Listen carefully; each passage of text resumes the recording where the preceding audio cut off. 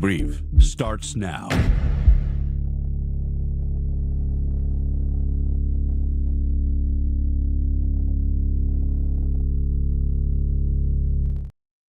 What is up, everybody?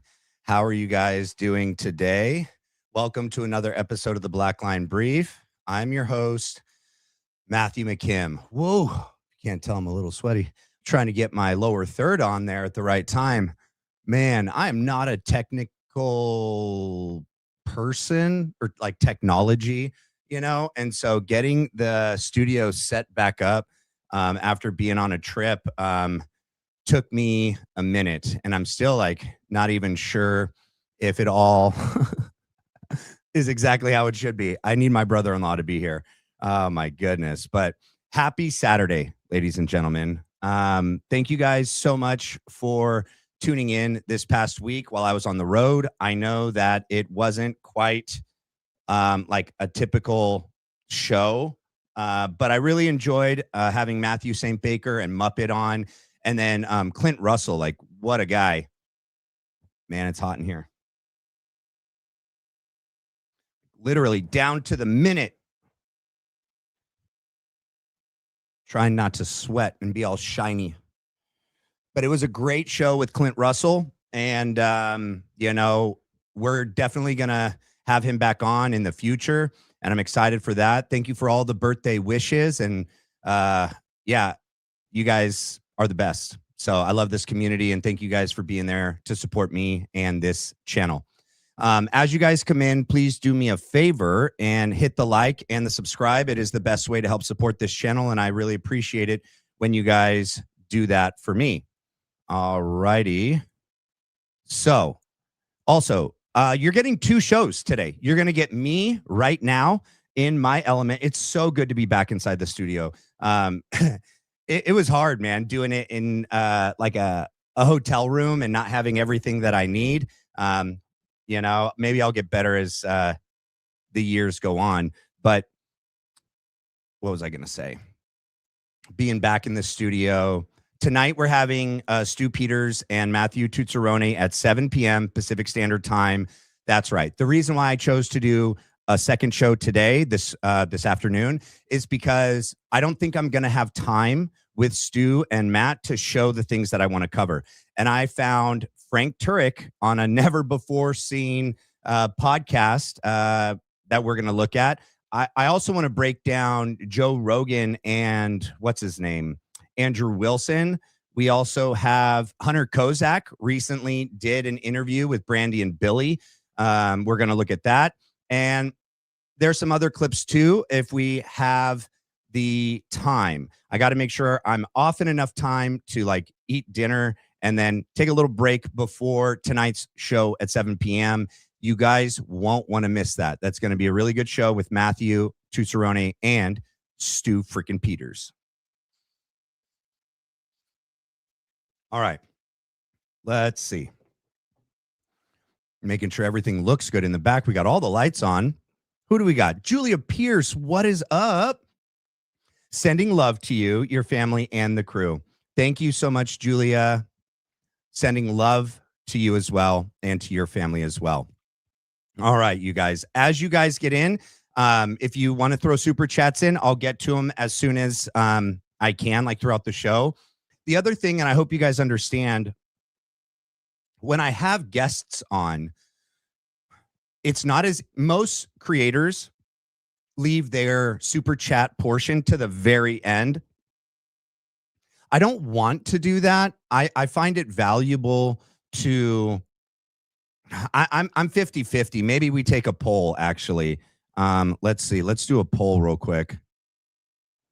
Why is my poll button not working? Maybe if I refresh the screen. There we go. Refreshed. Let's do a poll. Let's see. Should I do super chats at the end of the show? And I'll explain why. Super chats, yes or no? All right. Should I do super chats at the end of the show? Started the poll. All right. Well, this is a democracy here, and everyone has a voice. Thank you so much for the corgi. That's like my daughters is that's they're like, well, they love all dogs, but that's one of their favorite dogs is corgis, and they're super cute. The reason why I would want to do super chats at the end um, is for definitely when I'm doing interviews, right? It's hard to interject at certain points when either the guest or myself are speaking. And it kind of throws off like the tempo and the momentum of the show. Also, when I'm doing like video breakdowns on my own, it does I do a pretty good job of keeping track. Um, I like doing them in like as they come up because so many people have questions regarding that moment, whatever I'm covering in that second that they send the super chat. And so for that reason, I think it's very valuable to do it, throughout the show. However, it's like there's pros and cons to both. And so I don't know. I just figured I'd ask you guys. Yeah, it stops the flow of the conversation and is very distracting when stories are being told. Yeah, I agree. Do them when you want. Oh, thank you. Exactly. Exactly why at the time they come in. Yeah. All right. I'll read that. And then I'll get to the results from the poll once those come in. Okay. But like I said, it's like I go back and forth. It's like 50-50. So maybe like if I feel in the moment of a certain show, then I can do them. And other times I can't. I just know that in the past, when I've had guests on and I'm not getting to them right away, there's been some members that get really mad at me and act like I'm ignoring their super chat or that I'm not going to get to it. And then it kind of goes in the live chat like he's ignoring me. He's not reading my super chat. And so I don't know, we'll keep it posted. We'll keep it posted. All right. I don't know what that's about. All right, I'm not going to read that. Let's get right into it, ladies and gentlemen. I just put a new battery in this stinking mouse. It better not act up like this. All right, so this is going to be Frank Turek on, it's called Lake, let me see. It's called Lake Point Church. It's in Texas. This was actually posted in April 22nd, 2026, but I've never seen it. I've never seen it. And I've never seen anyone break down this video either. So we're definitely going to look at it. And yeah, that's enough I'll say about that. I think I know people that go to this church, but let's freaking do it. But you were there with him the day Charlie got assassinated. And so I want to ask you, can you share, just a little bit of what that experience was for you and kind of just how that's shaped you and kind of where you are at today? Sure. Charlie and I go back to January 2020 when he emailed our ministry, and he had been watching some of the Q&A that we do on college campuses, and he found them helpful, these Q&A videos. And so he wanted to meet. And when we met, he said, hey, could you mentor me in Christian apologetics, evidence for the faith? Now, it can be difficult to mentor someone smarter than you because Charlie was brilliant, but the only thing that exceeded his intellect was his humility. So the few things I knew that he didn't know. Okay, so I'm going to try my best, but I'm just, I'm going to do it the way I do it, you guys. This is, ultimately, me doing me. It's really hard to not point things out. So Frank is literally reading a script. Okay. I've done enough of these breakdowns of Frank Turek, and you've all been here for that you hopefully have seen that when he goes on these different shows, when he gets interviewed, when he does these campus events, he's literally like word for word repeating the same script. I don't know anyone that does that like normally, authentically, independently on their own, that they recite these like catchphrasey statements, like the only thing that exceeded his humility was his, the only thing that exceeded his intellect was his humility. I was mentoring Charlie, but you know, it's really hard to mentor someone that's smarter than you. You know, the devil comes to kill, steal, and destroy, right? He's a murderer, right? And he goes, so have you noticed on September 10th, we had a murder. And ever since we've had lies, accusations, slander, seeking to kill, steal, and destroy. And people don't believe in the demonic. It couldn't be more obvious. I've literally memorized his script because I've listened to him so many times. And even though I do a show where I'm covering a lot of the same material, and concepts, ideas, situations, people, places, and things, I do not repeat myself verbatim like this ever. And this is a sign of a psyop. It's a sign of, you know, like propaganda, narrative control. Why would TPUSA and anyone affiliated with them need to do that in regards to Charlie Kirk's assassination? If you're just telling the truth, if you're just recounting what happened that day, maybe what happened in the days that led up to it, if you're Frank Turek because he was there, why would you need to literally read a script verbatim? So, and you know, I'm going to give grace to the Christians out there that interview this guy that I don't know personally. I don't know that they know everything about Frank. I don't know that they've spent as much time and energy researching the Charlie Kirk assassination, the Tyler Robinson, Patsy, you know, trial and, you know, investigation. TPUSA, all of the characters involved at TPUSA, all the different verified lies that they've all been caught in. I don't know that they've spent enough time themselves to understand who they are interviewing when they interview Frank Turek. I don't know if that's a good excuse that they could use, because you're having someone on your show.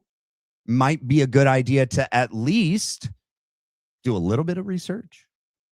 Yeah, you can pull from your own experience of what you've known about this guy, because he's been inside the, you know, Protestant Christian, you know, circle, subculture for a while, over 30 years. But for modern context, maybe it's good to look at some of what other people have put out about Frank.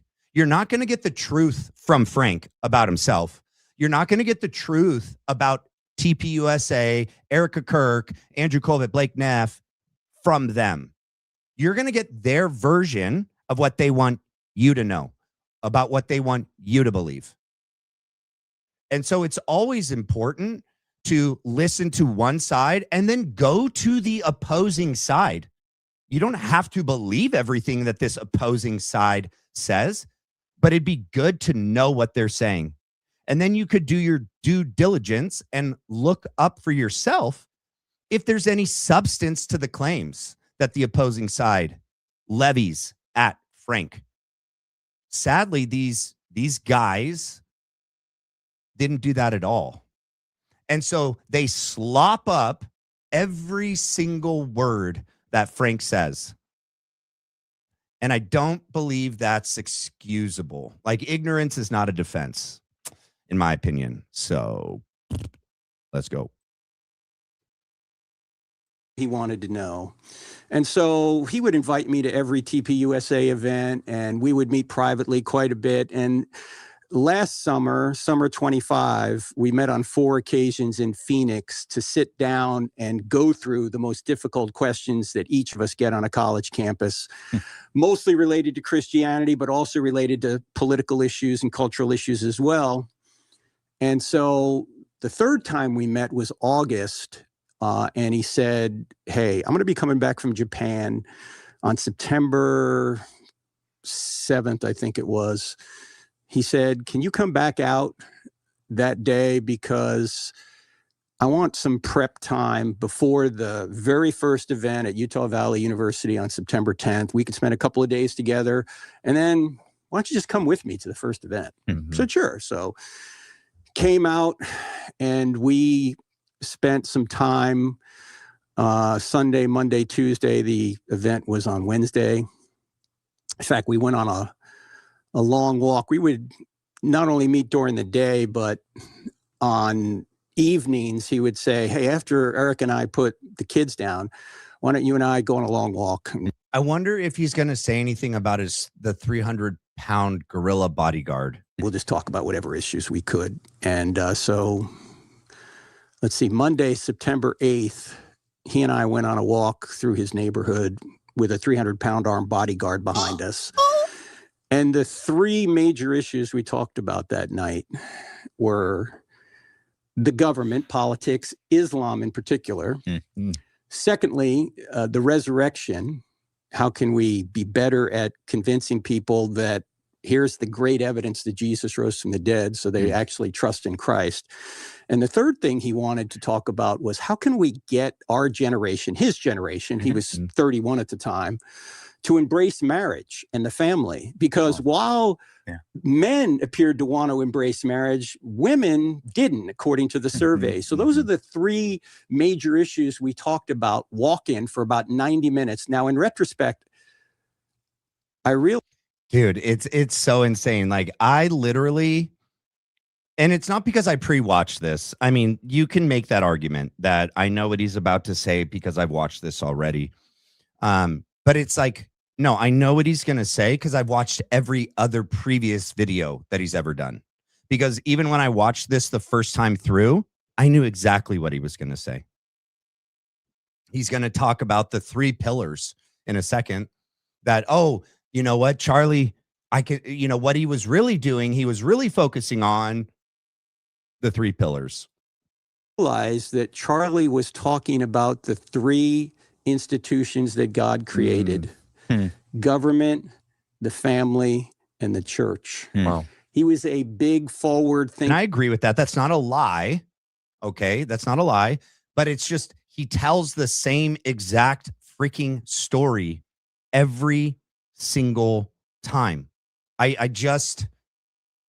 There's like very little, if any at all, variation between these different interviews and appearances that he does, whether it's on his own show, other people's shows, when he goes to the, campus tours that he does. And to me, that's just not authentic. That's not genuine. That's not how normal people communicate. Okay. He is performing for us. He is functioning in some sort of character. And he is clearly pushing a narrative. Narrative control. Same thing. Repetition over and over again. A big picture thinker that could dive down into the details. So he was talking about the central issues really to Christians and to civilization. He wanted to be better at those issues. So the next day we had a meeting, a Zoom meeting with a couple of people in Israel and a couple of people in the room and another person, an expert on Israel in the United States. And we were asking them, and Charlie was asking them, tell me your perspective on what's going on with Hamas now and the Israeli situation. Tell me, I want to be better able to answer questions when I get questions on this. So contrary to popular opinion, some popular opinion that Charlie was giving up on Israel, that's not true. He was trying to prepare himself to know the facts and be better able to answer those questions. So what is somewhat, I don't know, the most troubling or just a very troubling aspect to this whole thing with these people that get sent out to rewrite history about Charlie Kirk, about literally mainly the last 6 months of his life. Yes, it started in 2023, October 7th, when he went on the PBD podcast a couple days after and, said that he does not believe the official narrative about October 7th. He believes that there was either a stand down order, or that maybe even Bibi and factions of that government, did it themselves so that it gave them a pretext for war. It also allowed Bibi to be a wartime president and to stay in power. He was significantly being prosecuted, investigated. At least 50% of the public in Israel did not support Bibi, don't like him at all. This was a massive boost, just like back during 9/11 with George Bush. Big boost in support when you're attacked from an outside group and then you rally everyone against this enemy. But so it seemed to solve a lot of problems for Bibi. And when you look at 9/11, which also seems to be a CIA Mossad op, right, in collaboration with one another, and Dick Cheney, George Bush, Rumsfeld, all of them, that it's almost a carbon copy. Yes, different, but pretty much the same. Knowing how close he was with Tucker, okay, Tucker had his eyes opened on 9/11, and he felt extremely guilty that he ever supported that war, okay, in Iraq. And I would believe that Charlie was increasingly becoming more awake on that issue. And he got questions when doing these campus events from veterans, from well-informed people that even, told him that Israel was part of it. And the same thing with JFK. And he goes, I'd love to hear those arguments. But that this October 7th attack raised a lot of red flags for Charlie. He's been there. He knows how heavily guarded, that border is. The country in general, how many IDF soldiers are walking around with rifles. That the response time in a country the size of New Jersey took hours and hours and hours for anything to happen. Didn't make sense to him. So that's when his shift really began. And also, so talking about, he was very outspoken about October 7th and Jeffy Epi. Okay. He also was very outspoken about the, radical left being funded by Jewish, philanthropists that were, Jewish in name and ethnicity, but not in religion and in practice. And so I hope my contact does not mess up right now. I don't need that. That would be really bad. And I don't have my eye drops. Jewish donors speaking out about Israel regarding October 7th, Jeffy Epi, and what some secular, atheist Jewish Americans were using their money to destroy the country. He was speaking out about and against all these topics, but all of them do have to do with Israel, okay? And it really ramped up as Candace Owens began to continue to go more max. So did Tucker Carlson and eventually Megyn Kelly. Not quite as much, but yes, she did too. And then you fast forward to 2025, and it was already very evident that Israel and Bibi lost the narrative control, lost the hearts and the minds of the majority of Republican, conservative, Christian Americans, specifically the next generation, Gen Z. So much so that Charlie wrote a letter, 7 pages, in March of 25, sent it to Bibi, detailing the problem as Charlie saw. with solutions. Bibi asked to come on the show. Charlie said no. Bibi goes on other shows in America. Doesn't do a good job. Go to the summer of 2025. You have the Student Action Summit, right? Chapter Leadership Summit. You have Tucker Carlson, Megyn Kelly, Charlie Kirk. Then you have Dave Smith destroy Josh Hammer, right? You have Charlie and Andrew sit down with the chapter leads for that focus group, all on Israel. Megyn and Tucker go max on Jeffy Epi and how that's connected to the Mossad. Charlie lays out in his interview with Tucker Carlson that the CIA is a major, major issue. I have to believe that he was, touching and broaching this idea of the CIA and the Mossad ruining our country together. Okay. But we also know that in that summer, Trump reaches out to Charlie and tells him to stop talking about Jeffy Epi. Okay. Also reaches out to Charlie to reach out to Candace to stop talking about Brigitte Macron's wee-wee. Okay. Bibi offers money, right? When Charlie goes to the Hamptons, there's a pressure session on Charlie to stop talking about Israel and anything about it. Stop straying from your path, Charlie. As Lori Cardoza Moore would put it, come on, Charlie. You don't want to do this. So Frank and all of these Calvary Chapel mocking pastors, which more than anything else, their number one goal is to support Israel and to keep the support in America for Israel. Why is that? Do you not think that these same pastors around Charlie are going to be putting pressure on him when they can? That phone call, that Zoom meeting the night before the 10th, so the night of the 9th, which, by the way, is the night that most likely Erica Kirk was at Fort Huachuca, maybe, possibly. A lot of people that I trust, Mitch Snow and Stu Peters, say it's a fact.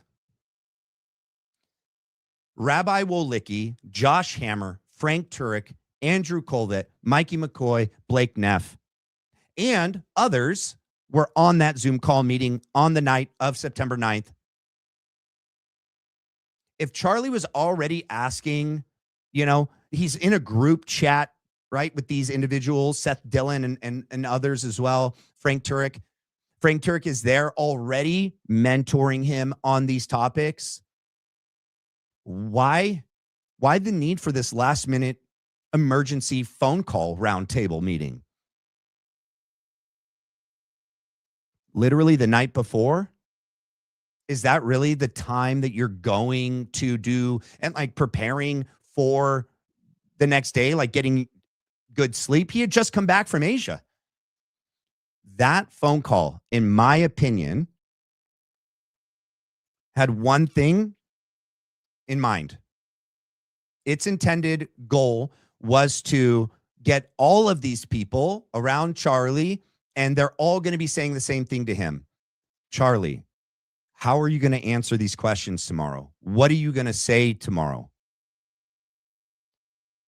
When it comes to Jeffy Epi, when it comes to Israel, when it comes to Bibi, the war in Iran. And that's the other thing. He completely opposed any intervention in Iran. He was not for the bombing of those nuclear sites. He was very outspoken. He didn't even want that.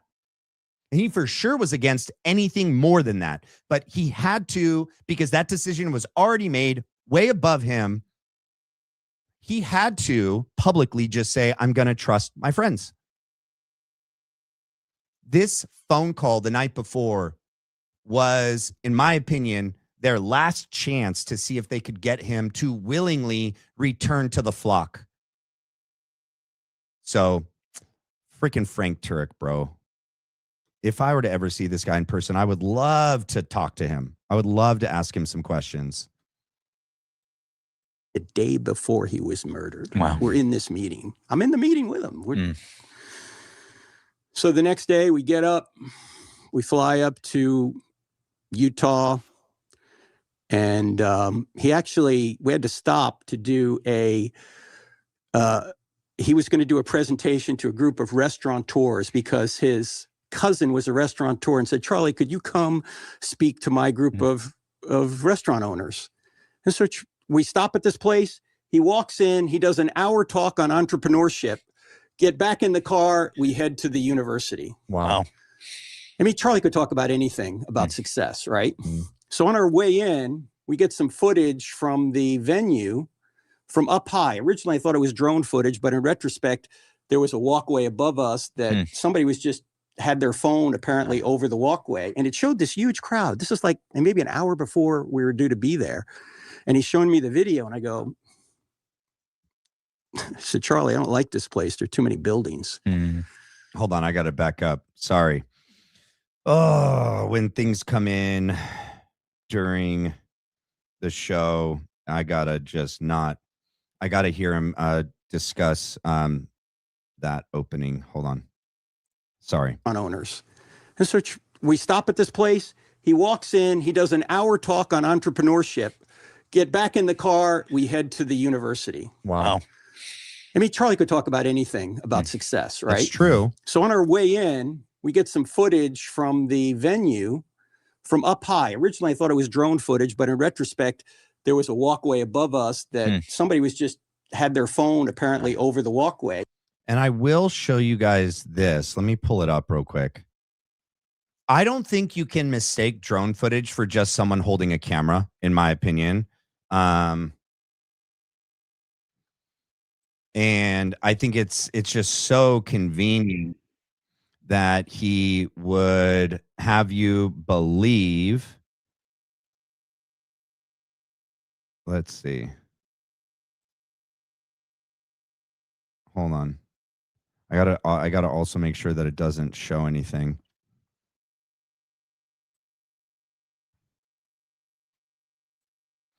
All right, so this is the Adam Bartholomew Life is Driving video. Here you can see the one police officer. This is Officer Bagley, and the one Integrity Security Solutions, bodyguard up there. This is before the event. This is like as Charlie's about to come out. They're inside the blocked off area. So anyone inside this area is either a police officer, security team member, UVU faculty, someone that's part of TP USA. And there is this lady here, and she is filming. So, and she's up there getting footage. I don't think that is the footage that they sent to Frank, but I just wanted to be honest that there is this chick up there recording, and see her taking a photo right there. And the only people that are allowed in this area after it's blocked off is people that are part of TPUSA, part of UVU, cops, security team. All right. So just want to be transparent about that. But I don't think that you can mistake drone footage for someone's phone, right? It's live footage, number one. So they would have to be like on FaceTime with someone and know that it's FaceTime. It, I guess, could have been a video that was recorded, but then Frank or Mikey would have known, like, I just received this, from this person, and they would know that. I don't believe that he didn't get drone footage. I 100% believe it's drone footage. That was his initial statement in the very beginning. Only when Brian Harpo contradicted that in his Sean Ryan interview did Frank change his story. Not to mention, he then later, and Brian wasn't even honest, by the way. We know that Wolves in Finance, when he sent that cease and desist letter, the TPUSA lawyers admitted there was drones at UVU. They admitted it, but it was media. Only Mikey McCoy's team, and Mikey was in the car, and I believe that's who was showing Frank and Charlie the footage. He's the media team. He's the head of the media team, not Terrell Farnsworth and the AV guys. But Mikey would have been the one receiving that drone footage leading up. There would have been people on his team out there getting B-roll footage for the event. And he would have been the one to show it to Frank and Charlie in the car. And they were all in that SUV together. They came from that entrepreneur restaurant interview and then came straight to UVU. So, yeah, I don't believe you, Frank. You're going to need to show me the evidence, Frank. You talk about evidence, Frank. Show me the evidence, Frank, that it wasn't drone footage. And it showed this huge crowd. This is like maybe an hour before we were due to be there. And he's showing me the video and I go, too many roofs, Charlie. I don't like it, Charlie. There's a lot of people. There's too many roofs. Ooh, I know I'm just a former naval pilot officer, and I know I just argue for a living. I do apologetics, but I know your security team, Integrity Security Solutions, Brian Harple, Dan Flood, and the whole crew, because it's a decentralized command model, right? That's what Brian Harple said. Anyone can feed in information. There's no real chain of command, which is stupid. None of them noticed, supposedly, that there's too many roofs, but Frank Turek did. Yeah. Too little, too late, buddy, old pal. I said, Charlie, I don't like this place. There are too many buildings. What do you know? He just kind of shrugged it off because he knew in order to reach people and love people, he had to put himself in harm's way to a certain extent.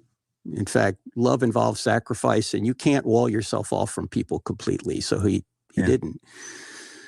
And so we pull up. So gross. The crowd is just going crazy. We're about 50 yards from the crowd when we pull up in this SUV.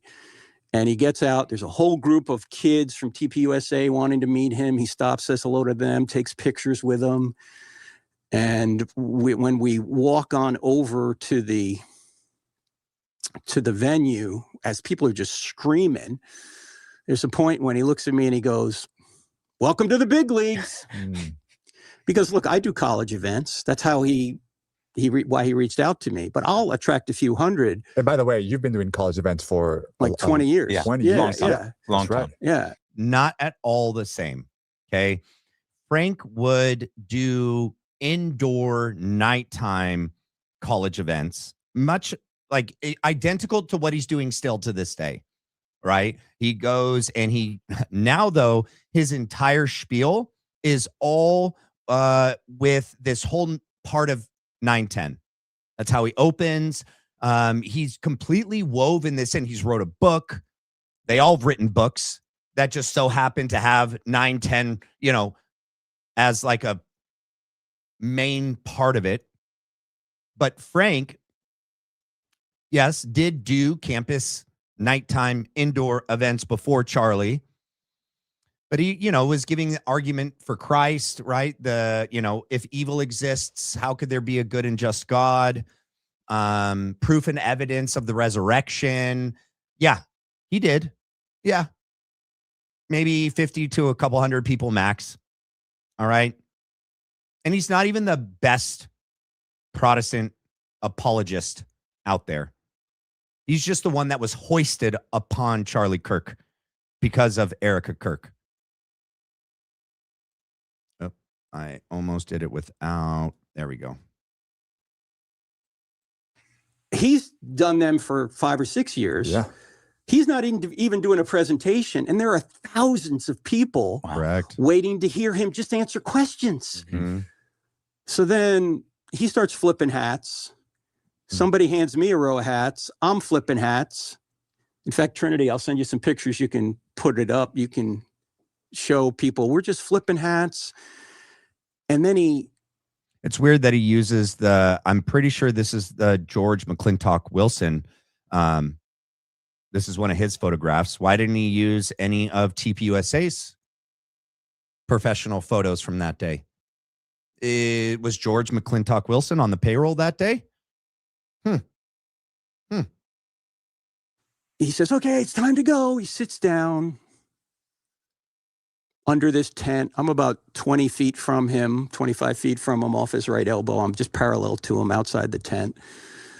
And FaceTiming my wife, and then I FaceTime my son and daughter-in-law who are big Charlie fans, and saying, can you, Matt, this is amazing. These people are just screaming.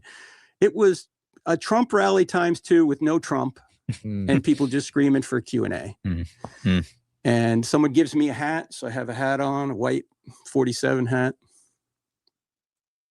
And the first question is about Mormonism. We knew we'd get a question on that. We were talking about it on the way in the car. We're in Utah. Of course we're going to get questions on Mormonism. Yes. Yep. And Charlie's very gracious. We have big theological differences, but I have Mormons on my staff and I love them. You know, I want them to know the true gospel, that kind of thing. Second question is about transgender violence. I'll get to that in a second. How weird. I mean, I often thought about this. What was the guy's name that asked the questions before Hunter Kozak? He's like tan skin. I think he's Hispanic. I can't remember his name. He's Mormon. Charlie was very clear. He does not believe that Mormons are Christians. Okay. Does not believe that they're Christians. Okay. If you hold to all of the beliefs, entirety of the LDS religion, you can't consider yourself Christian. Sorry if that offended somebody. I know enough. I know everything about it. It's not on Christ's sacrifice alone and putting your faith in him that is in the LDS religion. I often think if you go back and watch that whole engagement between, you know, the Mormon kid and Charlie, he is not mincing words as to what he truly believes, you know, is what is the word? It's not canonized, right? It's not part of the canon. The Book of Mormon, the Pearl of Great Price, what is it? Something covenants, something in covenants. I forget it. But these were added on. You should not add on to the Word of God. You also, Charlie knew enough to know. And so I don't know how these guys around him, like Terrell and everyone else that was LDS, how did they feel when Charlie was, and Tyler Boyer was pretty much saying when he would get these questions about Mormonism, you know, Latter-day Saints, and that he didn't believe in any of it. Yes, okay, they have traditional Christian values. They believe in family. Yep. Marriages between a man and a woman, have kids, be conservative, vote Republican. Yes. And because it helped that political aim, I get why there would be a partnership. But theologically, I don't know how they navigated that. I have friends that are Mormon. I also am not out debating often or at all, but I'm not out debating where I get questions about the religion and I'm pretty much saying it's not true. And Charlie was. And I just wonder how that would make, you know, Terrell and, you know, Tyler Boyer feel, and anyone else that was LDS that worked there. Once. Particularly should transgender people have access to guns because of the uptick in violence perpetrated by transgender people. And so this kid is asking Charlie this question. When I hear the pop and I see Charlie go back. And so I take a step toward him, but his security team is on him already. And so just like everybody else, I'm thinking, are there more shots? So I duck. It's all on video. Somehow someone has it on video. I duck. How does he not know that it's actually like thousands of people, but only, a few have made it out to us? The UVU review video is the one that does the best, but there's also someone behind him. It's captured by a lot of people, Frank. he's retelling these seconds as if, well, he's not even retelling it accurately, right? Like Charlie doesn't go back, right? He goes up and then he starts to fall over. Dan pushes him over. Frank hits the ground right away. All right. The security team does not help Charlie Kirk. We can't really see what they're doing, but they're not rendering life-saving critical care, in my opinion. And then they grab him and they take him on the other side of the tent. And so I run alongside from the left side of the tent, if you're looking at it, and I run with them as they're carrying Charlie to the SUV that we came in on. And I always thought somebody was going to take a shot at Charlie at some point. And I said to myself, if I'm ever there, just do whatever you can to help. You know, I mean, he was like a son to me, you know. And so I just get in the back of the SUV. I just came in the back hatch. I'm the only non-security guy in the SUV. That's and true. So they have Charlie laid out across the back seat. Rick is holding his head on my left. Brian has his mid-body, so to speak, and his legs. Justin's driving. Dan is in the front with his phone for directions to the hospital. Go, go, go, go. Of course, we're all trying to stop the bleeding. And he's not looking at me. He's looking past me, like right into eternity. His Right into eternity. Same stinking line that he says every time. What's crazy too, though, like, so when these people get up here, they can't help but lie. But they get out so many times and have done so many different shows. Do they not know that we're keeping track? Your contradictions, your lies, your stories don't match. You say you got a mouse in your pocket, Frank? What do you mean we? We who? Okay. Rick Cutler is holding on to Brian Harple. That's all he's doing. Okay. By Brian Harple's testimony. That's all he's doing. Two hands holding on to Brian Harple. Brian Harple has got his butt out the door along with Charlie Kirk's feet, supposedly, while he's putting the gauze in the neck. You're not helping stop the bleeding, Frank. Your own story and Brian's, you're in the back praying out loud the entire time. You and Rick supposedly are praying out loud the entire time. You then say that, which is a new version, right? That, well, I mean, you've said for a while that you did CPR until Brian Harple contradicted you when he went on Sean Ryan and go like, no, nobody did CPR. Because based on Brian's own training, you wouldn't do CPR with like a gaping neck wound. Okay. You got to stop the bleeding. So you then go, oh, well, Brian must have not been paying attention. Really? You think he's got his eyes closed? You think he's like trying to like braille save Charlie Kirk, you know, just fumbling around in the dark, trying to shove his gauze in the wound? He is, with all of his energy and focus, trying to save Charlie's life, supposedly. He's not taking his eyes off of Charlie at all. Rick's got him. Rick Cutler's holding on to him, and he's got the tattoo, so we're good to go. He knows he can trust Rick. Rick won't drop him. Brian is following his training, his protocols, okay? Combat, critical, medicine. You got to address the bleeding. You got to stop the bleeding. At no point, Brian's not worried about driving. Justin's got it.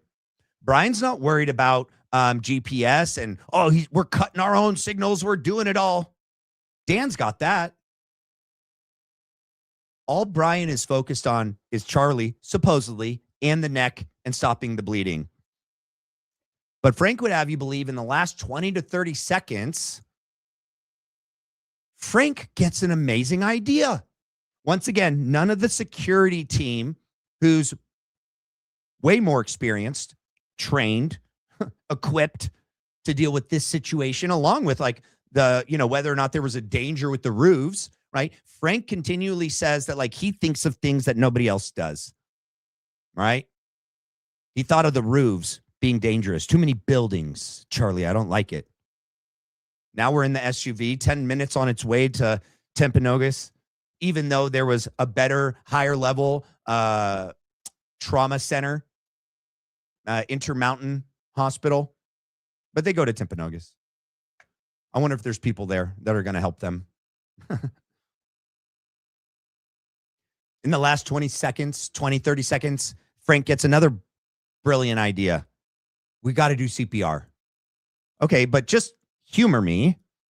Rick is holding on to Brian. Brian, with all of his energy and focus, is putting gauze in the wound. He's packing it like a puppy dog. He's just puppy pawing it. Okay, 36 feet. You don't think he's going to notice? Because once he packs it, he's holding it. He's not going to Brian is not taking his eyes off of Charlie. Rick has got him. Okay. So it's not like Brian gets to a point where he packs it enough and he goes like, okay, we're good. And then he like sits back in his seat and like looks forward. Okay. The entire time, Brian's going to be looking at Charlie, packing the wound and then holding it and then putting pressure on it. Rick's not doing that. Rick is holding on to Brian. Justin's not doing that. Justin's driving. Dan's not doing that. Dan has got the GPS. Who's going to hold the gauze and put pressure on the wound? It's going to be Brian. So Brian's going to notice, okay, if Frank from the back seat stops praying out loud, pushes Brian out of the way, and tries to start doing chest compressions and mouth to mouth on Charlie. Brian would have noticed that. Frank would have you believe that Brian must have just not noticed. Not to mention, not on a flat surface, not on a hard surface. Charlie's butt is in between the two captain chairs, okay? Frank's in the back in the bucket seat. Rick and Brian are in these captain chairs. Charlie's splayed out from head to toe, left to right. The center of his torso falling down in between the captain chairs. Feet dangling out of the car, supposedly. There's no physical way that they could have done CPR, number one. Number two, there's no physical way that Brian wouldn't have noticed this and that Brian just misremembered or forgot to know, when asked about specifically by Sean, did anyone do CPR in the car? Because there's conflicting stories. No one did CPR. We don't do CPR with this combat medicine. Got to stop the bleeding. Frank would have you believe that Brian just didn't notice that in the last 20 to 30 seconds, right before they pull up, Frank stops praying out loud, pushes Brian out the way. He would have to push Brian out of the way. If Brian is holding the wound on Charlie's neck, okay, and Rick Cutler's there holding on to Brian, both Brian and Rick would have noticed and would have had to have moved in order for Frank to do chest compressions and CPR. Because if Rick is holding on to Brian, Brian is holding the wound, both of their arms are going to be crossed over one another, creating like a fence. There's no way Frank could have gotten in there to do the CPR without pushing them back to their respective sides. So there's just no physical way that CPR could have taken place without Brian noticing. So hopefully I explained that well. His eyes are fixed. He's not there. That's right. And at one point I started to try CPR on him, but he's not responding. Huh. And it's not an emergency vehicle. There's no lights, nothing. His feet are hanging out the right door because he's so tall we can't close the door. Yanking and banking. And to this day, I don't know how Brian stayed in the SUV because we're yanking and banking all the way to the hospital. And Rick. at one point, there's an ambulance coming this way toward us, and we're like, "Should we stop?" No, just keep going. Just get him there. Yeah. And so we scream into the emergency room, carrying him into the emergency room, and we lay him down. Where is everybody? It's like they didn't know we were coming, you know? I don't know how, but within 2 minutes, the team descended on him. They didn't know that you were coming. We don't have proof that anyone inside the car called 911. We don't even have proof that anyone back at UVU on your guys' team called 911. Blake Neff, Mikey McCoy, you, Terrell Farnsworth, Philip Goldsberry. Yeah. Could that be why? Maybe they didn't think you were going to Timpanogos. Maybe if they did know what was going on, being medical professionals, thinking you guys actually wanted to save Charlie's life and that you're trained and smart and not, stupid, that you would have taken him to Intermountain Health Family or Hospital, which is a higher trauma level facility, better equipped with neurological and they had specialists there that would have been way better equipped to save Charlie if there was a possibility to save Charlie. Not to mention Timpanogos is farther. So they probably thought you guys were going to take him there. Not to mention that they probably didn't get 911 calls from you guys or from the dispatch because you guys didn't call. Maybe other people did, but maybe by those calls, they didn't know where you were going to show up. Okay.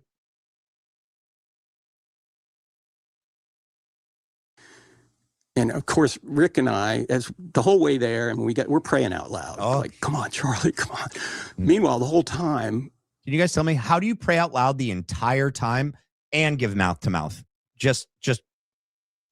I had put my phone in my back pocket. Oh, your phone. Without hanging up. Yeah. I just didn't even think of it. Like as soon as he was hit, I just put the phone in my back pocket and started running. And my son and daughter-in-law are hearing the whole thing. They're hearing the whole thing in the car on the way over. And so the team descends on him and they say, we have a heartbeat. So Rick and I are going, he looked dead. I mean, he looked, maybe there's hope. We're praying. Mikey shows up, his assistant, 23 years old, well beyond his years and maturity. He's on the phone with J.D. Vance. He's already called Erica, sent a plane to get Erica. So, if you guys remember that Stu and others,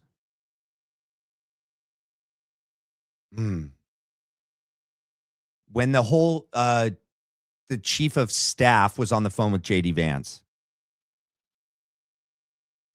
were they talking about and I'm like, I don't know. Was it actual J.D. Vance's chief of staff that was in the hospital? Or when they say that, when Frank and others at TPUSA have said that the chief of staff was on the phone with J.D. Vance, were they talking about Mikey McCoy? I'm about 50-50. Number one, I don't believe anything these people say. I do know Mikey. Well, I don't know, but I believe Mikey would have J.D. Vance's phone number because of just Charlie Kirk and everything. I do believe that Brian would be telling Mikey to get J.D. Vance on the phone. I believe that Mikey would be on his own wanting to get J.D. Vance on the phone. Because if there is a bigger plot here and things went awry that day, because he wasn't supposed to be hit in the neck. Okay. Not if they already have their patsy lined up. Okay. Ready to take the fall, unbeknownst to the patsy. But a 30-06 neck wound without an exit wound is going to raise a lot of issues and questions. And it's going to create conspiracies. And based on their own statements, they were very aware of this, that oh my gosh, we got to do everything we can to get the truth out there and transparency because we don't want there to be conspiracies like there was with JFK. I think it's as possible that the chief of staff in the hospital was Mikey McCoy, because that is Charlie's chief of staff. But it's equally as possible that it was J.D. Vance's chief of staff there as well. Nonetheless, it's just crazy to get JD. Like for Brian to say, get JD on the phone, we need him to get an autopsy done like that. For Mikey to be calling JD, how involved the president and JD become, how involved they become in that whole process of flying out there, picking up the body, flying the body out, and then doing the whole, memorial. The statements that they've both made, it's hard for me to not see some sort of collusion, that they're working together. Yeah. And then maybe a half hour, we're kind of standing out in the hall. The nurses were great. They come in here, get cleaned up, because blood everywhere. And then we're standing in the hall just waiting. We're in scrubs now. And this doctor comes into the hall. Wait, with the subtleness of a brick? And he says, he's dead. Not sorry. We tried everything. None of that.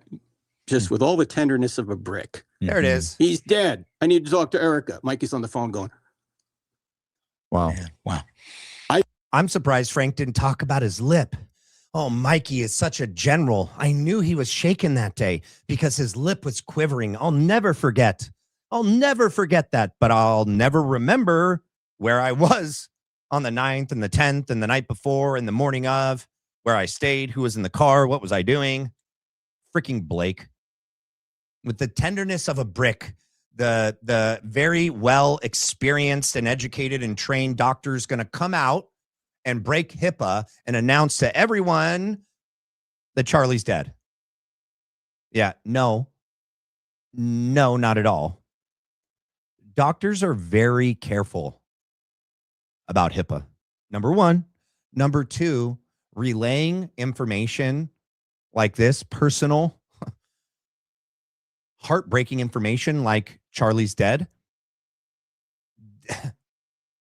I'm sure, I'm not a doctor, but I'm sure nurses and doctors receive training even on how to do this, okay? Or at least that they learn through experience. They learn through talking with doctors and staff that are more seasoned and experienced with this scenario than them, whether it's like in the official training on how to deliver information like you have cancer, you have 2 months to live, your husband's dead. I'm sure that they're either trained, taught, or just in their own, conversations with, more seasoned doctors and staff tell them how to and how not to do this. I don't believe that at all, that the doctor just came out and shouted this at all. Let me see how that super chat question poll is going. All right, it says, should I do super chats at the end of the show? 71% say yes. So, all right. So for now, we'll do that. And hopefully you guys can hang in there to the end so that I can answer your questions at the end. Okay. Because I see them, they're racking up, and I am going to get to them. need to tell Erica so she doesn't hear about it in the media first, right? All this. Wait, how in the world, that doesn't even make sense. The only way the media would find out that Charlie's dead before Erica is if someone in that ER told them. That's the only way. no doctor, no nurse is going to, well, no ethical, no good doctor or nurse is going to break HIPAA and, release this information to the news before they know that Erica knows at all, even. So if the doctor did come out and shout it like that, which I don't believe, the only way that the news would then find out before Erica is if someone in there at TPUSA goes to tell the news before they tell Erica. Okay. So How did they get a heartbeat? The doctor later said, if you have a healthy person like Charlie, even though because he ate spinach, dead, you can restart the heart. And we later learned that Charlie was killed instantly. He didn't feel anything. And the doctor said if he had been shot in the operating room, we couldn't have saved him. Wow. That's another lie. So there's no way a trauma ER doc, just from looking at, oh my gosh, this mouse is going to be the death of me. I swear. I need to buy a new mouse. Does this one work over here? No. Hold on one second.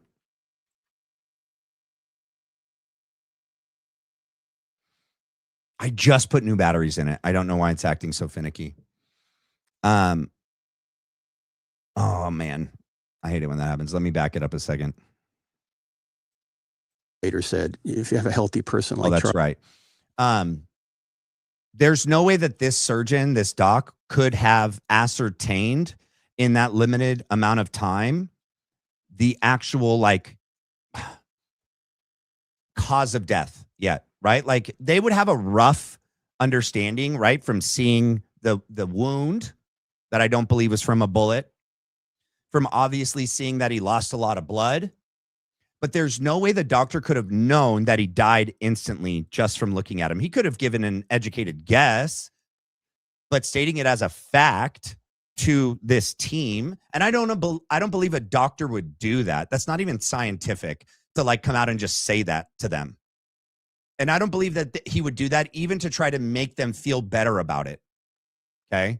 It's not professional. None of them are Charlie's next of kin and family. The only way that Mikey or Andrew or anyone can hear what the doctor's saying is if Mikey has Erica on the phone and gives the phone to the doctor, and the doctor's having that conversation with Erica in front of everybody. But remember, Erica and Andrew told all of us, lied to us, that the doctor, Lee Trotter, said that it's a modern miracle. Literally, that with Charlie's death, even with his death, he saved lives. That because Charlie was so strong and healthy, his bones were just so impressive that that's how the bullet didn't go through. But the doctor never said that.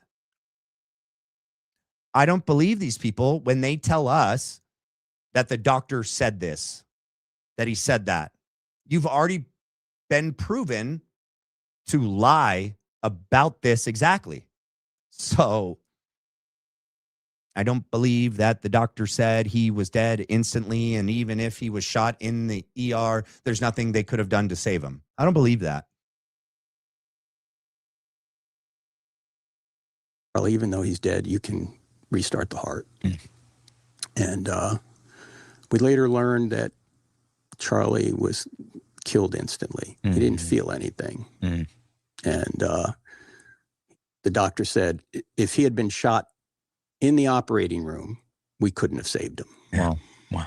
So it wasn't like, oh, you didn't go fast enough. There wasn't an ambulance there. None of that. Yeah. Right. Ooh. So this is a little insight into the mind of Frank Turek and to those at TPUSA. From the beginning, one of Frank's number one goal, and every time he did a speaking event appearance after the assassination, is to defend the security team, to try to exonerate them. He spent the good majority of his memorial speech not memorializing Charlie, but defending and attempting to exonerate the security team. No negligence. They did everything. They were fantastic that day. Right here, you hear it himself. The reason why he says the statement that the doctor said that Charlie would have died either way. If he was shot in the hospital, nothing anyone could have done would have saved him. And then he goes right in, because in Frank's brain, those two things are connected. He then goes on to say, the security team did everything they could. It wouldn't have mattered. No negligence, no, piss poor decision-making in the moment would have had any effect on the outcome of Charlie's life or death. The fact that the security team pushed away the heavily trained and experienced EMTs with their large medic bags that were way more equipped than Brian's little fanny pack. So Brian telling them, we don't need that. We don't need your help. Not stopping at the scene under the Hall of Flags to allow them to come on and help. That didn't contribute to Charlie's death. Not having an ambulance on scene, not allowing the ambulance to take Charlie to the hospital, that didn't have an effect on the outcome of Charlie's life or death. Because the surgeon said if Charlie was shot in the ER, it wouldn't have mattered. He would have died either way. He was dead instantly. Absent with the body, present with Christ. He was looking straight through me, straight into eternity. His eyes were fixed. He had doll eyes. It's freaking Frank, dude.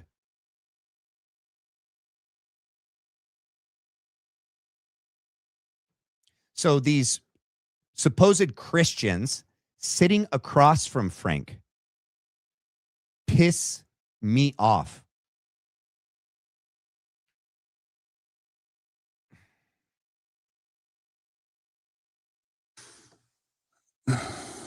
So, everyone's in shock, obviously.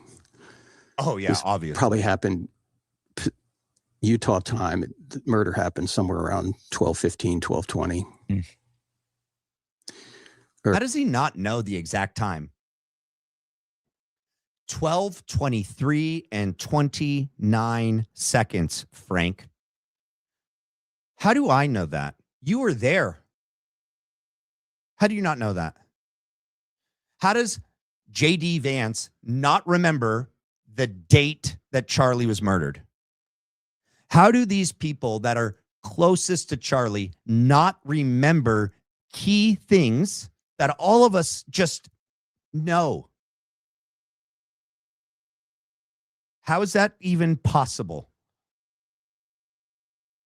They don't care to know. Don't want to get bogged down in the details. Doesn't really matter, does it, Frank? Not to you. Erica probably got to the hospital around 3, maybe. And then by 6 o'clock or so, after Erica had time to talk to the doctors and see Charlie, and she came into the hallway, I saw her, she saw me, we embraced, and she said, Did she put her hands through your hair? Did she put her fingers through your hair, Frank? Did you put your hands on her hip like JD did when he hugged her at that Georgia event? Or no, the Ole Miss event when she's wearing the Freedom shirt like you're wearing and the black leather skin tight pants? Did you guys embrace each other like that? Did you embrace each other like Andrew Colvett did with Erica Kirk on the tarmac?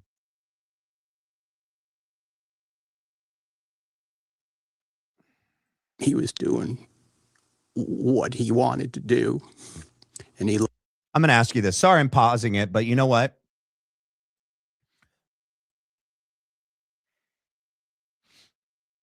Clint said it well. Clint Russell. These are B- actors. I said they're daytime TV soap opera actors. Frank will, when he's talking about something that he wants you to believe that he is about, getting choked up about. I'm going to do this to my voice so that you can believe that I'm being emotional in this moment because I'm remembering Charlie Kirk and what happened. And, just believe me, I'm so close to crying, but I never cry. Frank, you suck, bro. Try harder. Try a little harder. Loved you. Please don't let his legacy die. Mm. And so, I mean, bro, we're not. We're not. People have even created a petition, and I forget where it is, and it's reached its first milestone that people sign to force Turning Point, Erica Kirk, to not delete any of Charlie Kirk's footage, his archives. Charlie's legacy, how to word this. His true legacy is in the process of being rewritten, is being, written out. The only people concerned about Charlie Kirk's legacy are all the people on our side opposing the FedSlop narrative in TPUSA. You guys delete footage. You guys take footage down. You guys archive footage and hide it. You manipulate footage. You use AI to change either audio or video footage. You're showing clips of Charlie out of context, trying to make Charlie say things he didn't actually say. You're lying about what Charlie was really saying and doing in the end of his life. The legacy of Charlie Kirk is being destroyed by you, in my opinion. You and Erica, Andrew, Blake, Rob McCoy, Jack Hibbs, James Cadiz.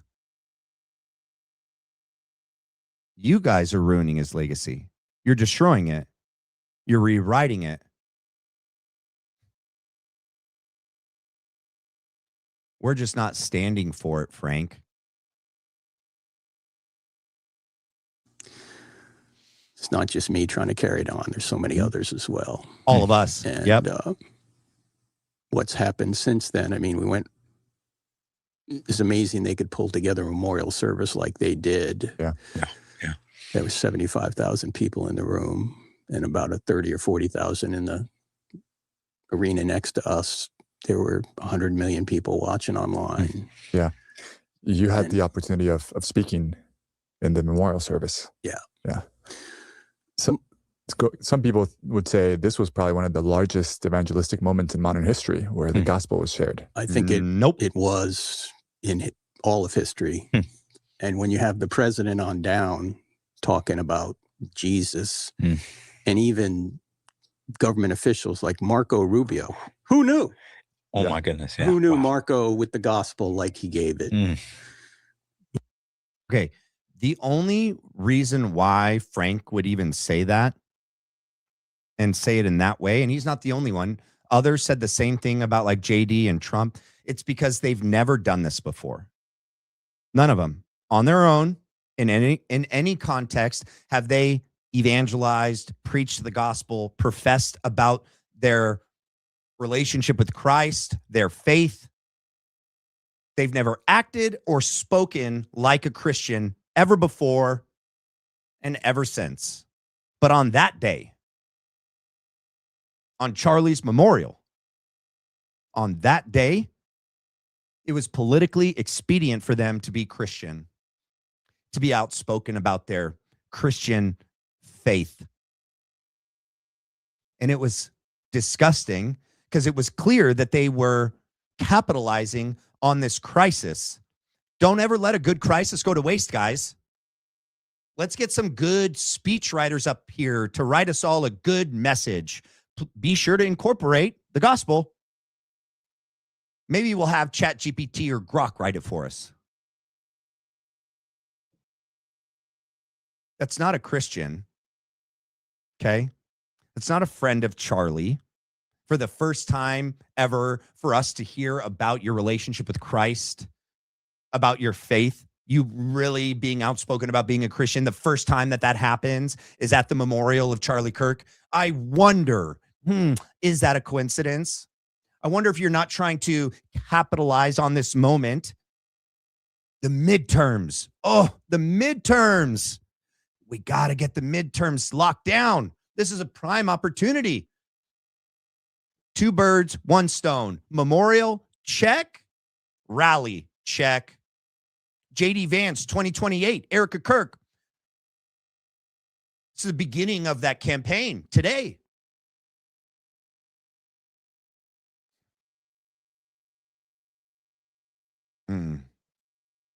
You know, they were all great in that regard. And my only goal in the 5 minutes, Winston Churchill said this, something like this: if you give me an hour to speak, I need 5 minutes to get ready. If you give me 5 minutes, I need a week. So I labored over that for a whole week. How could I honor Charlie, but also give the gospel? So I just tried to say, Charlie Kirk did great things, but he's not in heaven because he died for his Savior. Charlie Kirk is in heaven because his Savior died for Charlie him. Kirk. Yeah, we know that. So Rubio gave the gospel. Hegseth gave the gospel. Gross. Everybody in some way gave the gospel that Such a blasphemy. Such blasphemy, dude. day. And at last I heard, as of November of last year, 1.2 billion people have seen some of that memorial service. Wow. Yeah. Did Lori Fronsby tell you that? Did you get those analytics from Superfeed? Did Brad Parscale give you those numbers? Huh. Is that the same number guy that gave how many viewed the Super Bowl halftime show? Those didn't seem very accurate. I just got to say, I don't believe the numbers, Frank. Your numbers guy. You got to have him talk to my numbers guy. My numbers guy can count to 10. Okay. Wow. So God can bring good from evil. That's right. That's right. I mean, it speaks to Charlie's legacy as well, of somebody who pointed to Christ and what he did through his life. First of all, thank you for sharing that, Frank. Yeah. I'm going to talk to my friend, and I'm going to see if these guys will let me interview them. I have a feeling if they end up watching my content before they agree to it, they probably won't agree to it. But hey, it doesn't hurt to try. Oh, I appreciate that. Man, after I remember, everything came out, and I saw a couple of videos, and all of a sudden everybody's talking about it on social media. And there was one video where you were in it.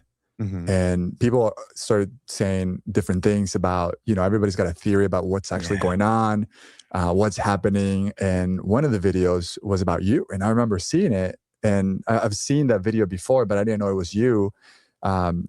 All sorts of conspiracy theories started to come out of that. Social media, again, all these other influencers like Candace Owens, and people had thoughts of who was involved, who was not involved, what actually happened. How do you process those claims, and what do you think people are getting right and wrong about some of these conspiracy theories out there? Yeah, the conspiracy theory was that I was signaling the shooter because I adjusted my hat. In fact, the FBI even asked me about it. They track down every conspiracy theory. They don't tell you they're doing that, but if it's possible, they'll ask you. They called me. Were you signaling the shooter? Yeah, I was telling him to steal second base. I mean, how stupid is this? Yeah. I've never heard him say that before. I've never heard him say that the FBI called him. Do you think the FBI does interrogations and questioning over the phone? Huh. Do you think they're just going to ask him, were you signaling the shooter, Frank? Oh, Frankie, old buddy, old pal. Either A, that never happened at all, or it happened differently. And Frank didn't just do this. Okay. If I have a hat in here, I don't. It's over there. Frank pinches his cheek and I can't really play it because it gets so close, because it happens like that to the Big Bang and Charlie going down. I can't risk that being played on YouTube, and it I'd be screwed. Frank, can you tell me, guys, have you ever itched your cheek like this? No. The only time I've ever done this is like when you make that noise with your cheek, as a kid, and you're trying to, like, I don't know how to do it, but you don't do this to your cheek and then immediately after just do this. He didn't even like fix his hat. He just grabs it and goes like that. That's it. And right when Dan Flood steps forward, gives the signal. And then the Big Bang happens. Now Frank is putting out there that the FBI just called him and asked him if he was signaling the shooter. That's never been any of our assertion. And that's them trying to act like our claim is so ridiculous. Okay? Because, yeah, that wouldn't make sense. Why would you need to signal the shooter? You wouldn't. But you might need to create a countdown sequence that leads up to everyone else and their signals, and whoever's doing the ultimate detonation of the device seeing the final signal. It's like a 5, 4, 3, 2, 1 bang. So hearing this now, I know it came out in April, but that supposedly the FBI questioned him. So that means even then, if he's telling the truth, even the FBI thought it looked like a sign. Even the FBI thought it looked like a sign. But I don't believe that the FBI is just going to like ask him on the phone, just, hey, I don't really believe this, but I mean, were you giving the shooter a sign? No. Okay, good. Thanks. Bye. Yeah, that's not how the FBI does things, Frank. Right. Yeah. I mean, any shooter didn't need me to tell him who Charlie Kirk was and couldn't even see me in the scope anyway. So that doesn't... Correct. That's what's so stupid. We never said that.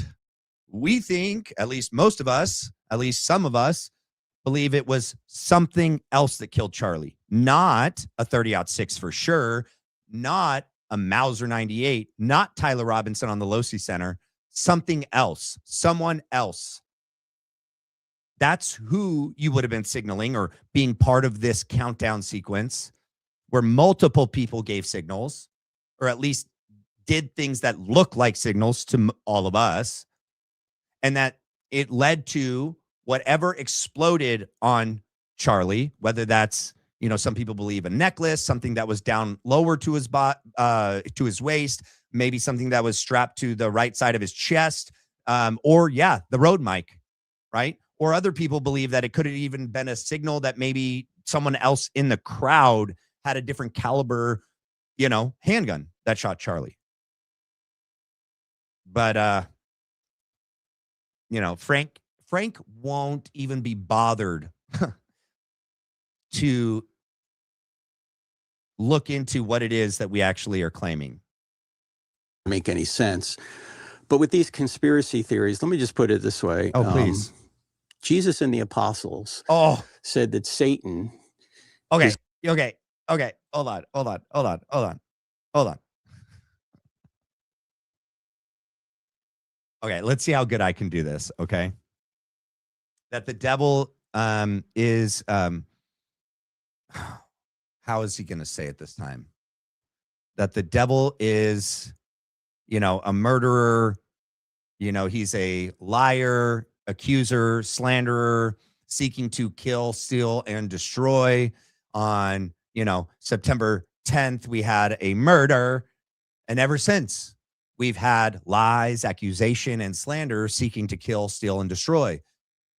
And the only entity that could be behind that then, and that means he's accusing us, he's accusing Candace Owens, Baron Coleman, and anyone else that's partaking in what he's calling lies, accusation, and slander about the murder, then that means he's saying we're all being led by the devil and that we're demonic, and people don't believe in the demonic. How could it not be more real?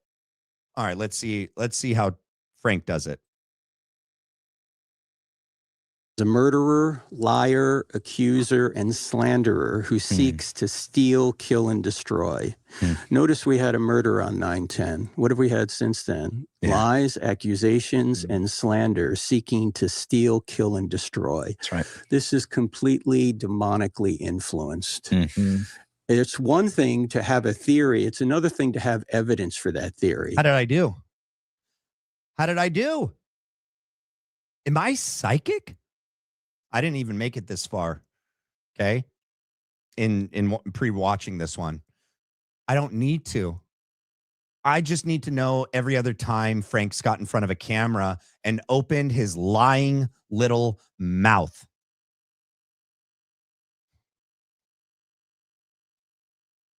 Dreams and time travel are not evidence. Nobody said there was time travel. I think that maybe Charlie thought he was a time traveler. I remember that came up at some point, but I mean, that was just like, Candace never made the claim that like Charlie did time travel.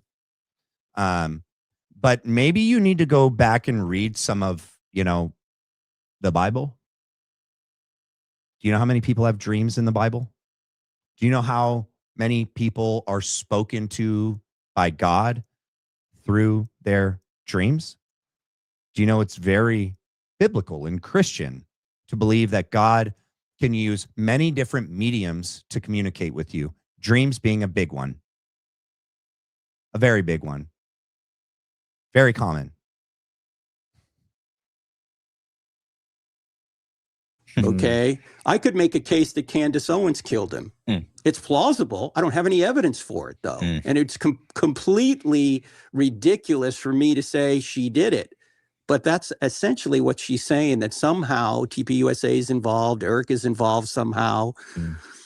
It's sinister. It's demonic to say these things. In fact, in the Old Testament, Exodus 22:22 in the Old Testament economy, God says, if you abuse... Oh, here it is. Yes. If you abuse an orphan or a widow, God will hunt you down and kill you with a sword. A widow or the fatherless, I will hunt you down with the sword and kill you. This is what God says. In Deuteronomy 19, it says, if you falsely accuse... Oh, yeah. If you falsely accuse someone, God will, kill you. So that which you accuse someone of, you will get that same done to you as punishment. What's ironic, what's very hypocritical here is that number one, I don't believe that's what Candace is doing. Number two, that is what they're doing about Tyler Robinson. So by their own words, then God's gonna be coming for you, Frank, and everyone else that's been saying like it's an established foregone conclusion. In fact, that Tyler Robinson killed Charlie Kirk, and you're saying he's guilty of murder. So better watch out. It looks like God might be coming for you with a sword. I don't know, Frank. That's what it sounds like. Accuse someone of a crime and you're found out, you get the penalty of that crime. So if you accuse somebody of murder falsely, you're the one that will be executed. Man, that would shut down the internet now, wouldn't it? If we had the Old Testament law in place here? Yeah. Oh, they would love the Old Testament law in place. These guys that just quote the Old Testament, right? I wonder if they live by the Noahide laws, so that they're good little goy Christians. Good little goy Christians. We're real. We adhere to the Old Testament. We keep all the commandments. We're being saved through the Noahide laws so we can be good slaves. So this is what God thinks about running down widows and orphans. And of course, in the Old Testament, you always had to have at least two witnesses. Where are the witnesses? Where are your witnesses? Where are your witnesses against Tyler Robinson? Lance Twiggs is not a witness to the murder, buddy. He's not even a witness to anything regarding the murder. We don't know who sent those text messages, when, from what phone, what device, what person. We don't know that. It's not been confirmed and verified. The Discord chat, seems that people have already pretty much substantiated that those were fake. And we just have to take Lance Twiggs's word that that letter that he burned, that Tyler supposedly burned, did a really bad job of it. Super smart kid, though, right? But just burnt it and then left it in the trash, but didn't burn it all the way. After, remember, Lance Twiggs took a picture of this confession. They just had to make sure that there was enough confessions, right? We got the letter that was underneath the keyboard. Lance Twiggs supposedly is directed to by Tyler. Go look. I'm leaving. I got away with it, but now I'm going to ensure that I get locked up. Go look at the letter I wrote you. Takes a picture of it. Tyler burns it, supposedly. Text messages, supposedly. He just confesses to it. He comes home, supposedly, confesses to Lance Twiggs. I wish I wouldn't have done it. I'm just so riddled with guilt. Those 3 big meals I had today at Chick-fil-A and Dairy Queen, and then at the Roadhouse Steakhouse, or whatever it's called, Cowboy Steakhouse in Panguitch. I wasn't nervous before the murder, immediately after the murder. And then, later that night, I had 2 beers, steak and potatoes, kept it all down. Nerves of steel. Comes home and he's crying, supposedly. Tells Lance that he feels guilty. He wishes he wouldn't have done it. Pacing around the house. Nervous, frantic, anxious, riddled with fear, anxiety, and guilt. But you just have to trust Lance, though, okay, whose DNA is on just about every physical piece of evidence, except for the rifle. It wasn't on the rifle, supposedly. But it's on that stupid screwdriver. It's on the stupid towel. It's on the Dremel tool used to etch in those socialist, communist manifesto type statements, catch this fascist, whatever.